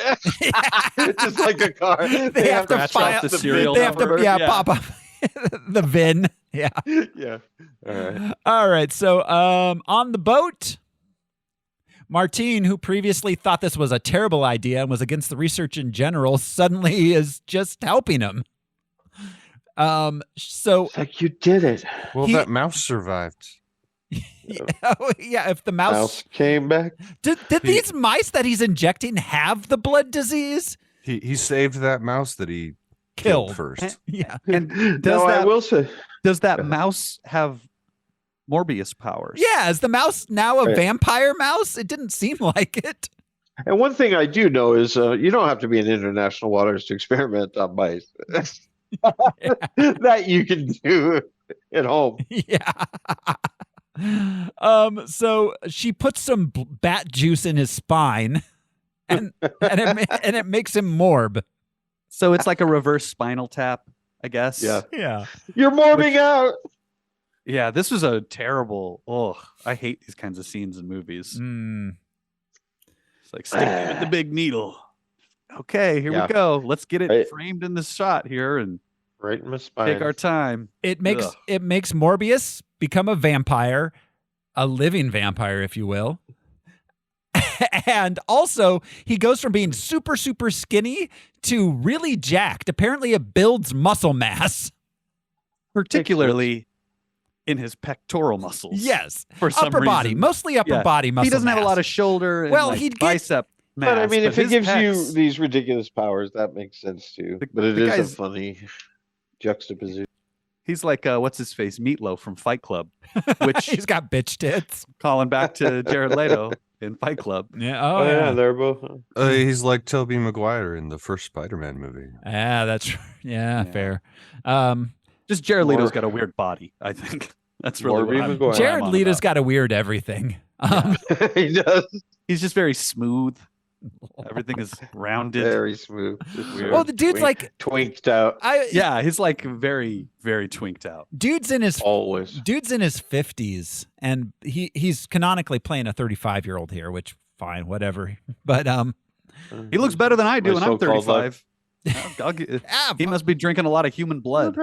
Yeah, he must be. I bet he is though. Actually, some of that adrenochrome. I just saw that there was a that they invented some sort of serum that mimics what young blood does, and I'm like, oh, good. All the rich vampires won't have to like get baby blood transfusions anymore. They can just use this synthetic substance. Wait. I'm sorry. What baby blood does? It mimics what young blood does. Apparently, it makes you younger. I don't know. That's like a thing rich people do. They get transfusions. They get transfusions from young people. Well, if you can afford to buy crystals, if you got the money, you're gonna buy blood. Yeah. There have been women through history who've bathed in, like virgin's blood a bit, like hoping it would work. But to say that it's mimicking the properties of, we don't know that there are any properties. I mean, Bezos thinks there are, and if Bezos is doing it, then why can't I? Yeah, all right. I can't wait for them all to live on Mars. So, they want to. Yeah. So Morbius kills all of the mercenaries who are all really bad gun safety skills. Oh yeah, they're all shooting over each other, and okay, these guys are totally not professional mercenaries. These are hired guns. These are guys who are like trying to pay off their weekend night school NYU film school budget. Like, Well, I'm he trying to get my daughter bet. through college. He won him in a bet, so that dude didn't send his best guys. No, he did not. He sent his rapists. But like they're like shooting random steam pipes and shit. Like yeah. Well, and none of them are cool under pressure. They are all panicking immediately. Yeah. Is that a Dracula flying? So Morb unmorbs, and then watches the. It sounded like Morb on Morb. Thoughts. And he erases all the CCTV footage, and then calls an SOS and jumps overboard and swims back to Long Island. So again, back to the trailer discrepancies. They tell him in the trailer, "You woke up on a boat 2 months later." Yeah. Oh, yeah. It's supposed to be 2 months later. Like the boat was just drifting in the Atlantic for 2 months as he was slowly morbing out. You were missing for 2 months, and then you were found on a boat, or you woke up on a boat. The trailer made it seem like he went to Costa Rica and he's been missing for a couple months, and then they found him on a boat. But yeah, which makes more sense because returning with a Panamanian vessel instead of a Panamanian vessel coming to New York and then going 7 miles offshore. Well, and it may not necessarily mean that he was out on the knocked out on the boat for 2 months. Like, just that's how long the experimenting, driving research. It around. A 3 hour like, tour. he had been gone for 2 months doing the research, and then he morbed out at the end. Yeah, that's how he knew he was done. So we cut to FBI investigators Stroud and Rodriguez. They're investigating the boat, and apparently they were also investigating Venom. There's a little hint that they were. I mentioned that. In San Francisco. We haven't seen anything like this since those bodies in San Francisco. The FBI consists of 2 people. Yes, in this universe. Yeah, always. Well, or like 4, because 2 are telling the other 2. Yeah, that's how they share information. J. Edgar Hoover, I'm sure, and his but you're absolutely roommate. right. Like, there's the 2 agents in New York. There's the 2 agents in LA. Every movie's taught us that. Yeah. Always just the 2 agents. Like the X-Files, I get it, but at the same time, the X-Files has like this massive bureaucracy that functions around them constantly, and you're aware of them we're being just like following those 2. Yeah, you know what I mean. Those are the 2 agents we're following, and these are the cases they handle. But we also see them go. You were like you said in movie tropes, like there's 2 agents in one area, 2 agents in 2 agents. It's like Die Hard, Agent Johnson and Agent Johnson, no relation. I guess this is sometimes our characters know them. Like you said, the FBI is like 12 people. Yeah, in movies. Exactly. So Morbius goes back to a director. Yeah, he goes back to New York, visits Martine, who's still unconscious. I'm really curious how much later this is supposed to be, because she kind of just bumped her head. That head wound would have killed a normal human being, by the way. Fair enough. That would have snapped her neck.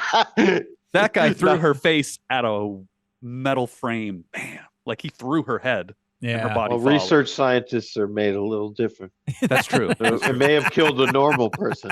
She's not just doing cardio in the gym. She's doing massive head trauma exercise. My brain, I can move objects because I'm so smart. So Morbius goes to his bat lab, where we get a montage of him talking into a tape recorder or a digital recorder, doing notes, and he's discovering his superhuman strength, speed, reflexes, and bat radar. Science, you might think that it requires a lot of complicated technology and bat caves and bat as all you need is a red rubber ball. No, we discover later on that you can do any science with the same equipment that you use to create counterfeit bills. Yeah, and to laminate posters as a laminator. A bubbling ball of Kool-Aid. Yes.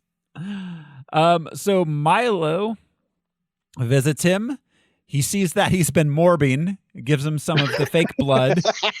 Also, he locks himself in this chamber with no backup plan. He doesn't tell anybody, all right, you got to give me some blood after a certain point in time. He's doing that werewolf thing, right? Yeah. Like preemptively like why locking not himself up or something. go to the testing his Arctic? limits. Yeah, but like, why not have the blue blood available to him? If Milo hadn't shown up, he'd be fucked. Well, not even fucked. He would have broken out of the thing because we could see that later that he can break through bulletproof glass and all this stuff. Like, true. I'm so frustrated by this like decision to I will set my Casio wristwatch and close this door behind me, and all of New York will be safe. Yeah, because he doesn't know if it's infectious. He doesn't know if those mercenaries are going to wake up as zombies, as morbs, or as morbs. The more being dead. Yeah. The more you morb. The more you morb. So Milo gives him some of the fake blood, which is good enough to make him not like morb out completely. And then Milo gets mad at him for not making him a morb too. It's a curse. Like, dog, you can fly. Essentially, catch that ball with your ears. Yeah, his weird ears. So the echolocation, the bat radar. Yeah. At this moment in the movie, I was hooked. I was like, this is cool. I like that he is developing it and honing it.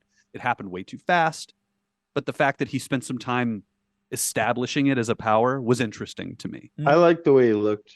The ear looked cool. The ears, with the little raised surface. The effects were definitely a strong point to this point. As a whole, but I like this the way up till he looked here. The echolocation was cool. Mm-hmm. Yeah, his flying was cool too. I mean, you're right. The colorful wind. Yeah, but I have so many questions about the colorful wind. It's like Pocahontas. He can paint with all of them, all of those colors. He paints across the sky. So Stroud and Rodriguez visit Martine in the hospital. They suspect Morbius may have been the one who morbed the boat. And then we cut to where there's the nurse walking down scary hallway. She gets killed. Morbius was apparently just in a room off the hallway hanging out with Coma Girl. Anna. Coma Girl. Anna. The worst superhero ever. Yeah, the Coma Girl. And then he didn't hear the nurse getting killed, but he can clearly hear the now dozens of people who showed up immediately after her getting killed, it seems like.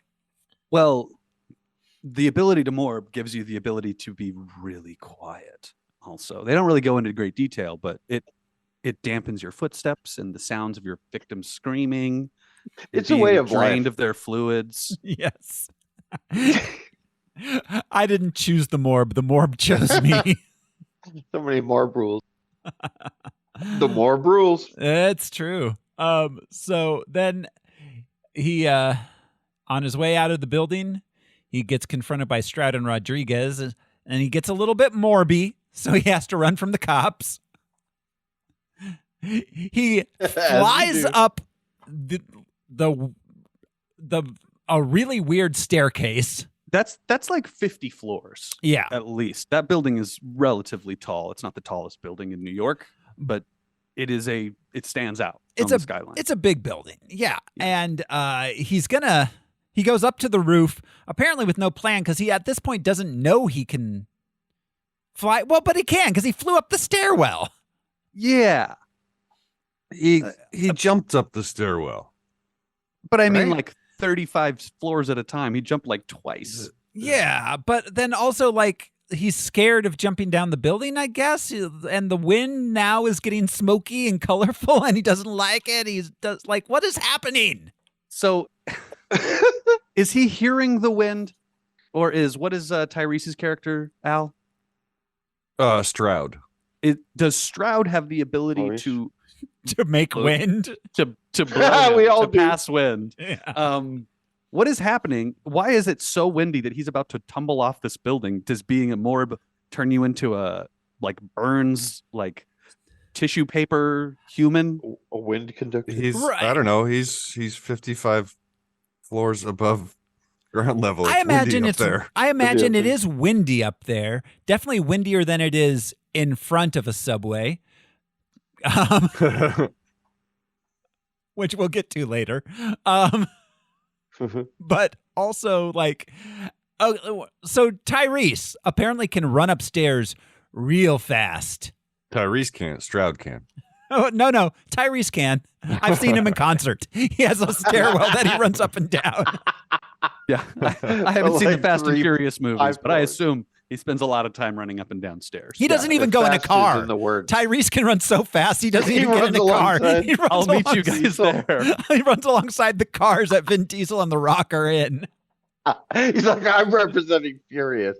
You guys are all representing Fast. Yeah, anyways, he gets arrested by Stroud. We cut to him already in an orange prison jumpsuit. They don't do that immediately. They don't put you into in holding.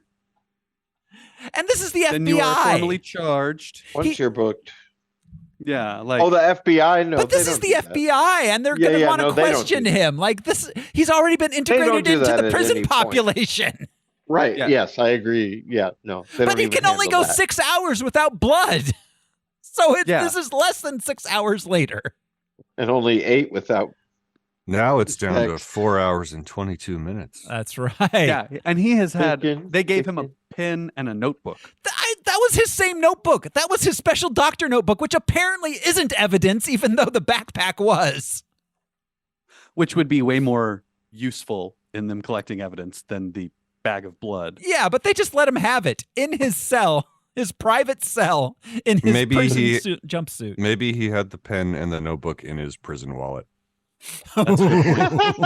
Well, and yet another unspoken power of the Morb is it is an ever-expanding prison wallet. Oh, he's going to be real popular at certain parties. Got a little change purse pocket, little zipper area. He's like a kangaroo. His prison change purse. A Morbaroo. That's called the kangaroo. The kangaroo. There was a little kangaroo blood. His experiment. It's called the dirty kangaroo. He did the dirty kangaroo. Like the Swedish grandmother. Yeah. Stay with me. So he gets visited by Milo. After he delivers the line, "You don't want to see me when I'm hungry." Oh yeah. Not even a Sony property. Yeah. Well, and we're gonna nod to the Hulk. Those writers just were probably so proud of themselves. What an inclusion. That was a cocaine high five in the hotel room. I'm really disappointed that the line they just high fived their dicks got cut. What, Brian? They cut the line "I am Morbin man." Also, it stares directly into the lens at a news conference. Morbin man. Yeah. It wasn't my bodyguard. It was me all along. I'm morbed not just the men, but the women and children too. I'm just your friendly neighborhood Morbin man. You can tell by the way he uses walk. He's a Morbin man. No time to talk. So, Milo visits him. He wants to get him out of jail. And then he nonchalantly just drops a bag of blood onto his empty bed in full view of the guards. They're not paying attention. No. I don't even know if blood is contraband. They're like, I mean, maybe it's his blood. Like, you can't take my blood from me. Yeah, I collect blood. The guards are like, that could be anybody's blood. We're not going to touch it. Is it against the He may be allowed to have blood. Who knows? That bag of blood was there when I got here. Or he's got a prescription. It's prescription blood. Yeah, technically, you are receiving blood. 3 transfusions a day. Yeah. It's like, I might need one while I'm here inside this jail cell.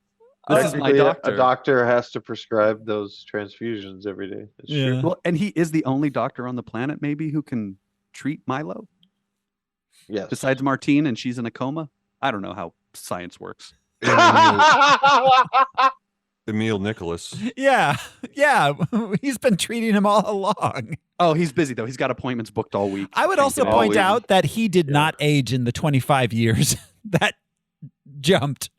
Jared Harris takes care of himself. Yeah, Jared Harris was the same age 25 years ago as he is now. Fruits and vegetables. Blood. You know he takes. You know he keeps a little of the blood for himself. He's all. I took a little off the top. I took the active ingredients of baby blood. Whatever they are. So, ask your doctor if baby blood's right for you. Milo, do not take if you're allergic to baby blood. I love those disclaimers. Don't take this shit if you're allergic to this shit. Yeah. Okay. If you think it might be bad for you, don't do it. Side effects include murdering small children. Yeah. Morbing. Yeah, morbing out at the wrong place and time. Anal fissures. You might eat a wedding party. So Milo leaves his that's on the label. Milo leaves his cane there, and so Morbius realizes that Milo's been morbing. Did he leave his cane there to tease him to like, you can, I know you can get out, eat the blood, come and get me? Because that's obviously what's happening. He knows he's been morbing. He just wants to play with his friend. It was the Kinda, moral of the story. Like the villain just wants to play. He wants to go back to that. He wants them to go out and have a grand time out on the town, morbing around. Yeah. He's just two Draculas just sowing their oats. And they're on Rumspringa. He just wants to go beat up bullies, kind of, except for Jared Harris. I mean, and that news guy. And the news guy. The news guy who's like FBI who's like, these fucking doctors. I'm glad they got this one. Coming over here from Greece. All these Greek doctors that are in all of our hospitals. There's an element of bully and Greek xenophobia. Yeah, underlying current. Milo kills the news vendor who correctly judges that Jared Leto is a weird creep just based on his appearance. They dropped the Daily Bugle. Yeah. They name dropped the Daily Bugle. And it's got like a Black Cat reference, a Venom reference. It had somebody else too. Mrs. Astor safe. So no superhero sightings for 90 days. And I watched a YouTube video on this, and they said that the 90 days, they're assuming that this is in the Andrew Garfield Amazing Spider-Man universe in the 90 days after Gwen Stacy dies. So this is 2014, 2015, possibly, is what is implied by the no superhero, because they didn't say no Spider-Man sightings in 90 days. But he's the only superhero in this universe. There are no Avengers. There is no Iron Man. There is no Superman or Batman. Just Morbius and Spider-Man. But I mean, that's true. But then immediately after, but that timeline doesn't make sense, because then there's Venom. Tombs comes there later, and that's at the same time that was happening. Andrew Garfield is very much older than That's true. But at the same time, it's like X-Men timelines. None of this matters. They don't care about. But they're trying the linear part. Yeah, I think that they tried to fit it in somewhere that it would make sense. You're right, though. There are a lot of holes. Because they're in New York, and Spider-Man totally would have showed up and told these two FBI guys, like, "Oh, don't worry, I can catch a vampire. That sounds like fun." Well, and Tomb's name dropped Spider-Man, and is that what is it, 818 636, which is 818 is the Illuminati. Okay, 636 is what out in big quotes ours is. Ours is 616. 616. Okay. Well, I'm not sure if it's that one where we did see Tombs or if he walked over.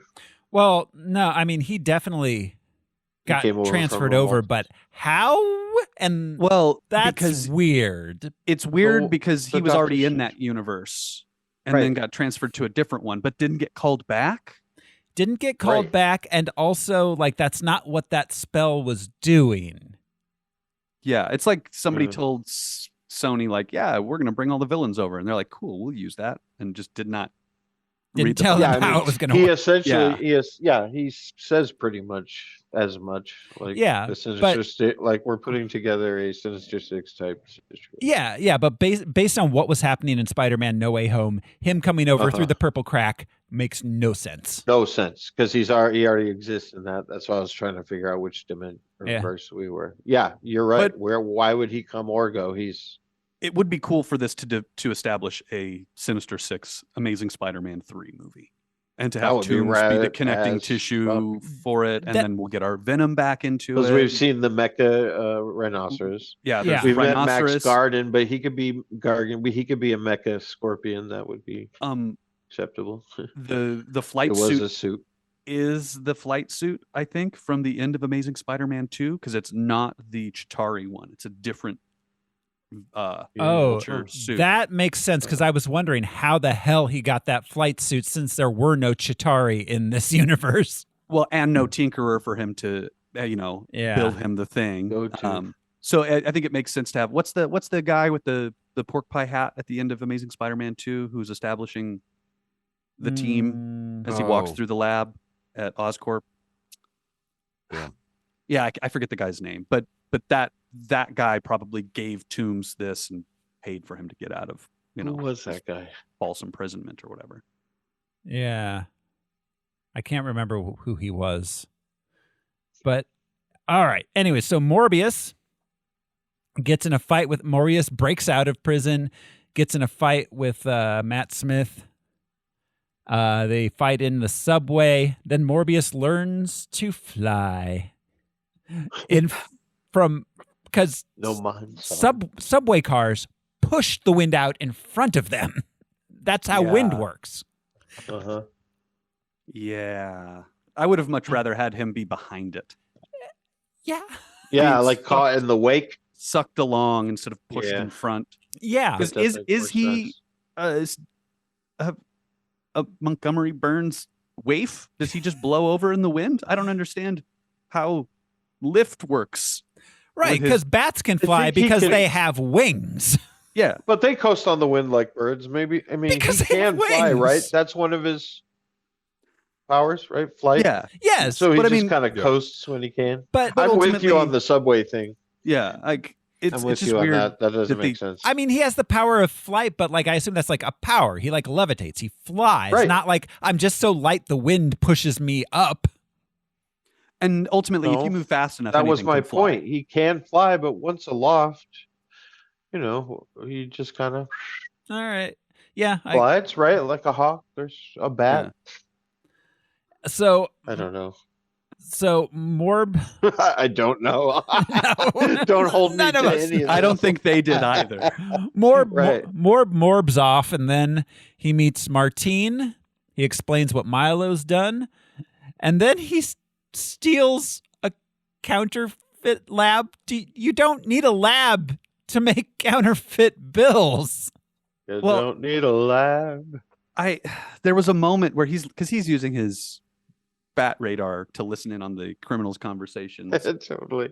And they say it's a good thing we got those new chemicals. What kind of goon dialogue is this? Who wrote this shit? And also, why are they giving away so many fake counterfeit bills to the girl that's ringing them up? And also, a girl in a restaurant identifies them as counterfeit, so they can't be that good. Why would she even take them? And if you were a real counterfeiter, you spend maybe one at a time mixed in with legitimate bills. Yeah. And or you trade them. You don't go and give only counterfeit bills. It's what? To the girl at the restaurant for keeping her mouth shut.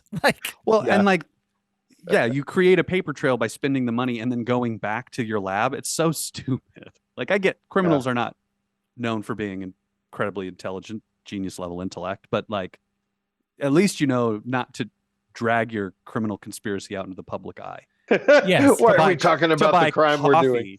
If they've been buying guns, sure, whatever. But you don't need a lab to make counterfeit bills. No, you don't need a lab.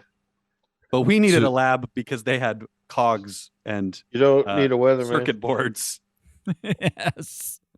To answer the previous question, the guy at the end of Amazing Spider-Man 2 was Gustav Fiers. Fears. Thank you. Years. Yeah. So, anyways, they go. He steals the lab, tells them he's Venom. In the trailer, he says it was just a joke. In the movie itself, they cut that line, and he does not tell them that he's not really Venom. It's so much better with him being like, "Oh, I'm just kidding, Dr. Michael Morbius at your service." Such a funnier delivery of that. Like, yeah, to lose that comedic beat sucked the life out of this scene. Yeah, it really did. So then we cut to Milo doing his sexy dance. Milo. That Oscar worthy. Oh, This performance. What did you say about him cringe-worthy in the chat, Josh? You were like, it's hard to make somebody cringe as much as he is. I didn't mean to sound that harsh. But no, I mean, like, he's actively doing it. I don't think it's an accident. I think. Oh yeah, maybe that was He's courting that sensation from us. He's drawing It reminds that out. me of. Does anyone remember from the original Charlie's Angels franchise the way Sam Rockwell's villain was? yeah. Not Crispin Glover was the cold-blooded like hitman, but like he would do these creepy dances while he's explaining his evil plot, and it reminded me of that. Justin Hammer too. I could watch. Yeah. I could watch Sam Rockwell dance all day, and it makes me kind of just did uncomfortable. that character again for Hammer. Yeah. Totally. But no, I mean, I feel like Matt Smith knew what kind of movie he was in. Yeah. I think that's fair. He might be the only one. Jared Leto. Well, no, Leto as well. I feel like Leto thought he was in a real movie that was like really like hardcore. He thought he was going to get a sequel Yeah. and a trilogy. Good point. Yeah, only you're thing right. about- Matt's, The only thing about this scene that really made me cringe was when he put on the necktie that exactly matched his shirt. Yeah, what's up with that? That What's weird. up with that? Yeah. What's up with that? Like vampires. Stripes? Who? Stripes? Vampires are into dressing. It's true. Stripes on stripes. Costuming. Also, that suit is the worst fitting suit I have ever seen in a movie. Yeah.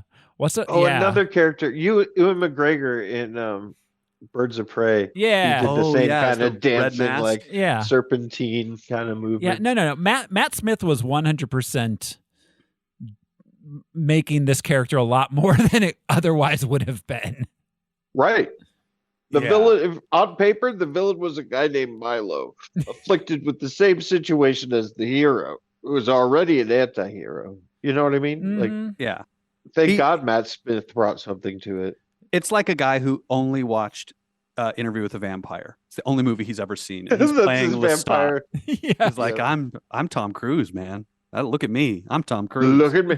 Look at me. So Milo goes to a bar where he still can't get laid. He didn't get the power of Morbin hypnotism. Yeah. She was kind of into him. It was just those three dudes that were being jerks. Yeah, but then they left without her. So like she wasn't Yeah. with them? What was that Yeah. about then? Yeah, it's so weird that she didn't leave with them. I thought that was an interesting play. Yeah. So that he kills the guys. Martine goes back to Morbius's counterfeiting lab with his How large does she know where laminator. he is? Because Because he bat hypnotized her. She He- brought her cat he morbed with her. her. Also, like He did have a cat. Yeah. He was it's the her bat. cat. She moved in to his now lab. Oh, Yeah. no, it's hers. Yeah, With the Selena. Oh, that's not her name. It's so weird. Yeah. It's really fucking weird. All of this movie is really fucking weird. It is. So yeah, she let's see. Oh no, she goes back to Morbius's old lab to get some stuff. Milo's there, and Milo's all creepy, but he doesn't kill her. So she goes to Morbius's new money lab. So there he develops an antibody against vampirism. He's going to kill Milo, and then he plans on using it on himself. So it's just something that can kill a person in a bat. Yeah. Like There are so many things that could kill a person in a bat. No. See, Brian, you don't understand. It's deadly to bats, but fatal to humans. And it's bad for the morbidly morbise as well. Deadly and fatal are the same thing, I would point out. I will, yeah. The Morbius. Oh my God. The morbidly's already. Morbidly morbise.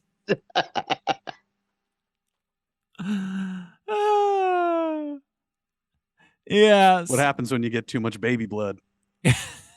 Yeah. Classic case. Oh, I see what your problem is. You bet. You got to get more vegetable blood in your diet. Hey, you got too much baby blood in here. So Morbius makes out with Martine on a roof. Then Stroud and Rodriguez find footage of Milo killing the dudes outside the bar. And Milo is watching them kiss on the rooftop. He knows exactly where the counterfeit blood lab is. Counterfeit blood. It's a pretty distinctive sign. Mo selling counterfeit blood out of my car hole. Yeah, so they release the video and the pictures to the media. I would point out that the news is essentially like doing that thing from the Simpsons Treehouse of Horror. They were found drained of blood with 2 holes in their neck and this cape that says Dracula. Police are baffled. Yes. Like, that's the energy they're bringing to this news report. Betty Brant in the Spider-Man movies is doing the news here. Yeah. So Dr. Nicholas goes to Milo and he's like, please stop morbing people. And then Milo gets mad because Dad likes Morbius best, so he kills Dr. Nicholas. Well, and he says to him, it's clear you are my favorite. Like, I wish that they had set this up a little bit more. This was the most disappointing part of this entire movie to me, surprisingly. Because Jared Harris was wasted in this role. I would have loved for him to be engaging with Matt Smith at multiple points throughout the movie to make us really understand that he's the favorite. And Milo's fine.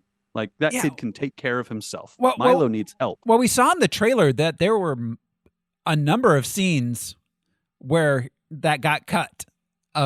We saw him talking to Morbius a couple times, like on a park bench, which that scene does not exist in the film. So, I mean, yeah, I don't know. I'm sure there was a ton of character stuff that they cut out. Yeah. I'm not. I don't want this movie to be longer, but I don't know. There are gaps. There are huge gaps. So then he calls Morbius to tell him he's dying. Milo killed him, and while Morbius is there trying to save the doctor, Milo kidnaps Martine. Morbius returns and finds Martine dying on a roof. This is the most lazy setup.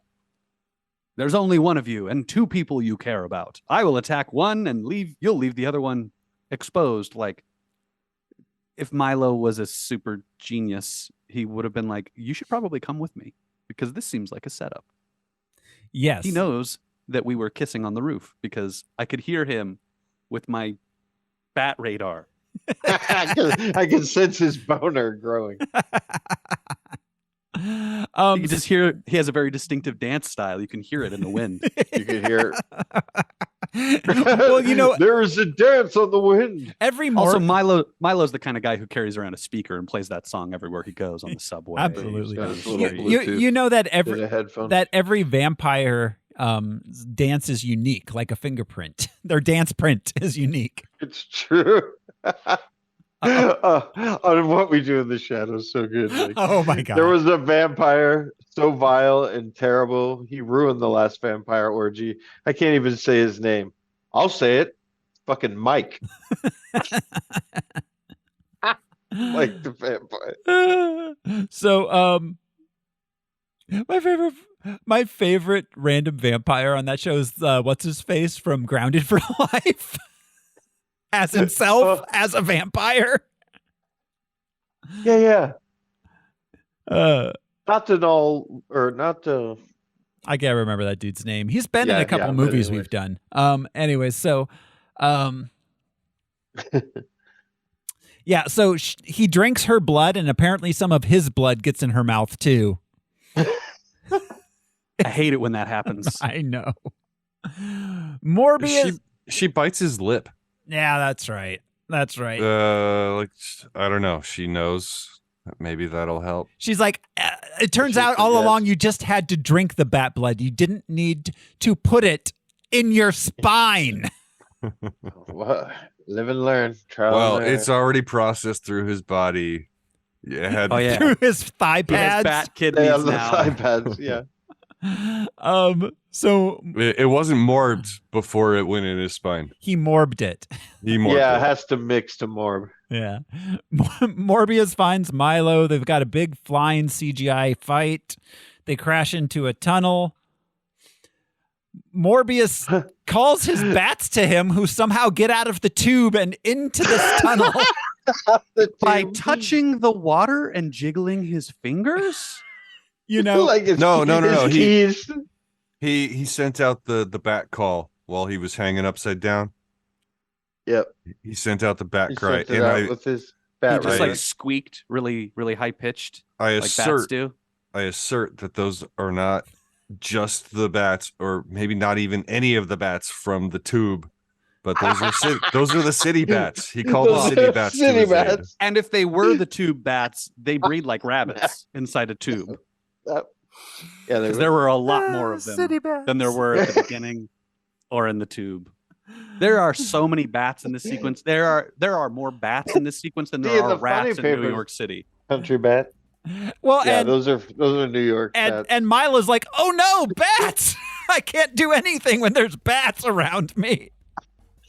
So, did anybody else not realize this was the final showdown until it was just the final showdown? Yes. Yeah. I thought they were fighting. I didn't realize, like, oh, this is the end of the movie. This is the first act was like 45 minutes, and then there was like less than half the movie left. Yeah, weird. So there's a moment before this battle ensues, before he goes to save Martine. He jumps off the rooftop, and he is wearing a purple-lined cloak. And I thought to myself, God, I hate it when they do this. When the special effects telegraph our hero in color. You know what I mean? Yeah. So he is royal purple, whatever, as he jumps off the roof. And I thought, oh, okay, so Milo's going to be red or orange or yellow, something. Mm-hmm. No, like mauve. He's bland khaki colored. Yes. So there's a purple British cloud fighting a dirt cloud, basically, in a cloud of bats. You know, tale as old as time. I mean, yeah, you know, that old chestnut.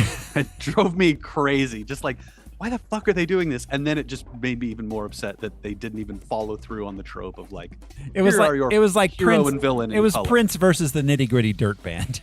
Jesus Christ. Yeah, Prince is definitely going to win that battle. Yeah, I think so. Going to shoot them all. Just gonna put my money on that. So he injects Milo with the anti-morb juice. What's the opposite of a bat? I don't know. They have like a conversation too. He's like, "Oh, I just wanted to morb like you, my brother. Just wanted to morb with you guys. Yeah, we could have morbed through the world together." What is that conversation? We could have morbed through thick and thin. Like, you are my brother, Morbius. We could have back morbed through Europe. You gave me my name. You gave me my name. Yeah, he should have said, like, my name's fucking Lucian, dickhead. I'm not Milo, you fucker. Robert Paulson. His name was Robert Paulson. Yeah, so Milo dies. Morbius flies away with the bats. Tyrese is mad. And then Martine wakes up with red eyes. Well, because the sequel, obviously, is going to be conjunctivitis.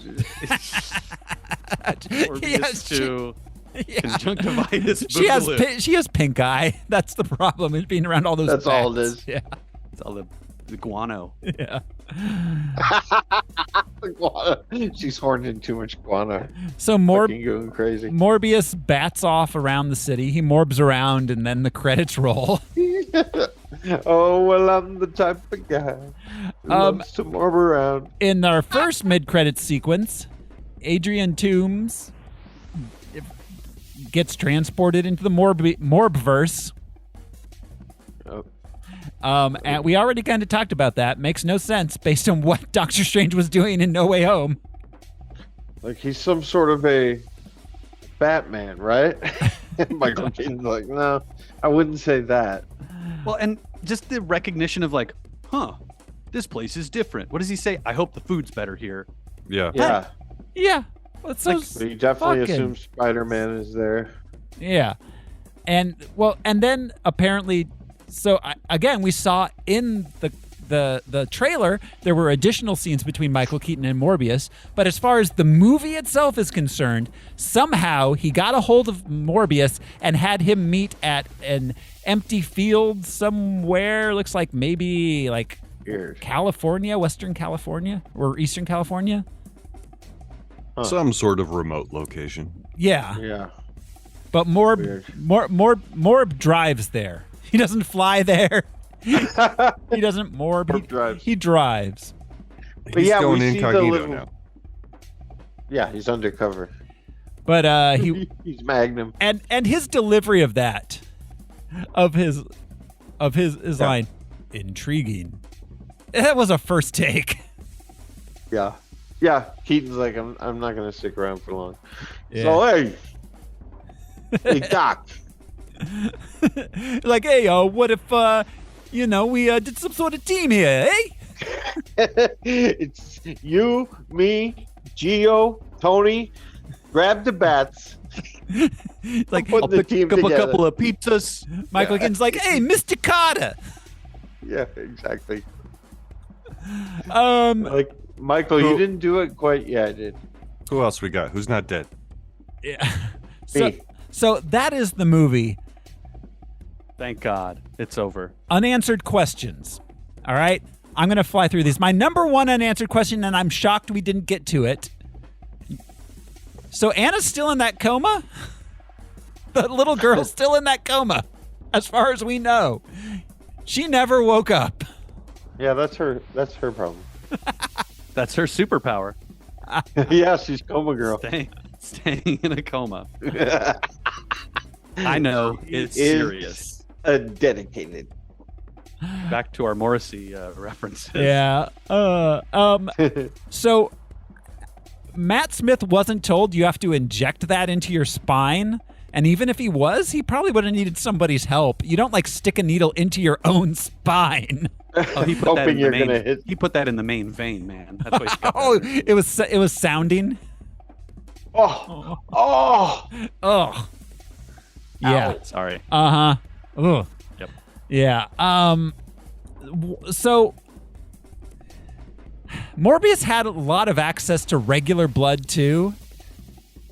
But he insisted on taking the artificial blood. Why wasn't he drinking all the bags of regular red blood he had? He knew that it caused more of a bloodlust. Well, and he needed that possibly for one of his patients, possibly. His coma girl had electrolytes. Yeah, It's what bats crave. And what bats crave. Why didn't he try sucking animal blood? Go find a cow or a chicken or something. See what happens. You don't know. Experiment. You're a fucking scientist, or maybe you're a doctor. Who fucking knows? Who knows? But you're gonna be alive for a while. Yeah. Let's see. Most of these we went through. Yeah. Where's Tyrese's robot arm? We talked about that.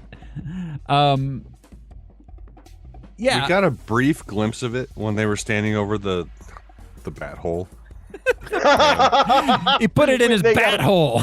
They got a brief glimpse at the bat hole. He was morbing in the bat hole. Yeah, he definitely was. But yeah, there were scenes shot of his robot arm that were cut out. Which is a shame, because that would have, I think, added to this being a superhero universe or feeling. Robot like arm adds to any situation.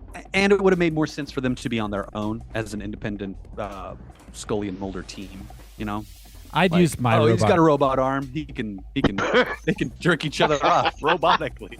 Lieutenant Robot Arm. My name's Jerry. My name's Steve. I'd use my robot arm for good.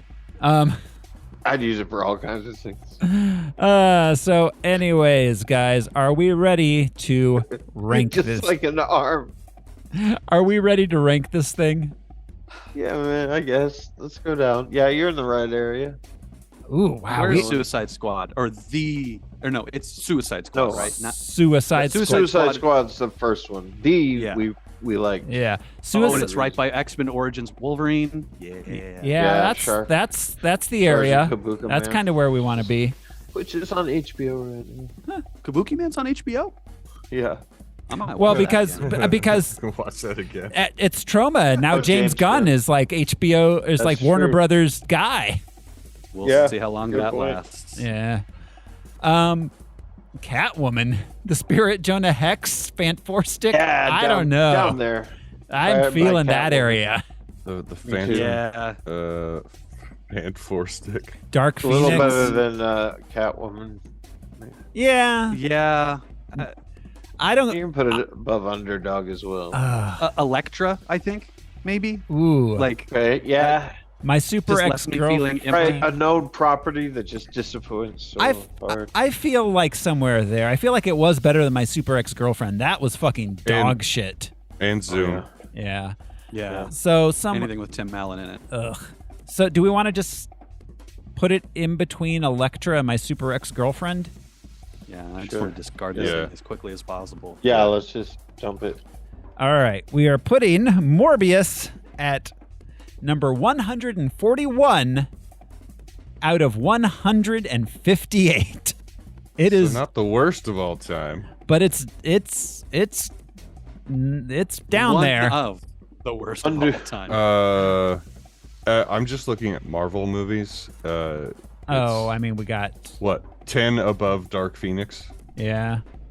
Fant4 Stick. It's 7 above Fant4 Stick. Wow. Dark Phoenix is our lowest. Steel. Dark Phoenix is our lowest Marvel movie. Yeah. Morb Phoenix. Citizen Morbi. And that means we are closing the book on Morbius. Next week on Harmless Phosphorescence, we are going to be watching Doctor Strange in the Multiverse of Madness. Woohoo! I feel like I just watched this. Yeah. I've watched it a few times. We are Recently. we are getting through it. We've got 5 movies left, and one of them hasn't been released yet. Woohoo! Yeah. We could try to field trip again. Yeah, maybe I already have my tickets for that one. Oh, well, yeah, I don't always see them just once. Yeah. Yeah, I mean, it might not be in theaters anymore by the time it gets to our episode, but we'll see where it's at. Yeah. That is it, guys. We got about a month and a half of movies left. We're getting there. Yeah. Until then, thanks everybody for hanging out with us. This has been your host, Throw Smiley. You can go now. 6 to 8 weeks, little ibuprofen. You should heal up just fine from all that bat juice in your spine.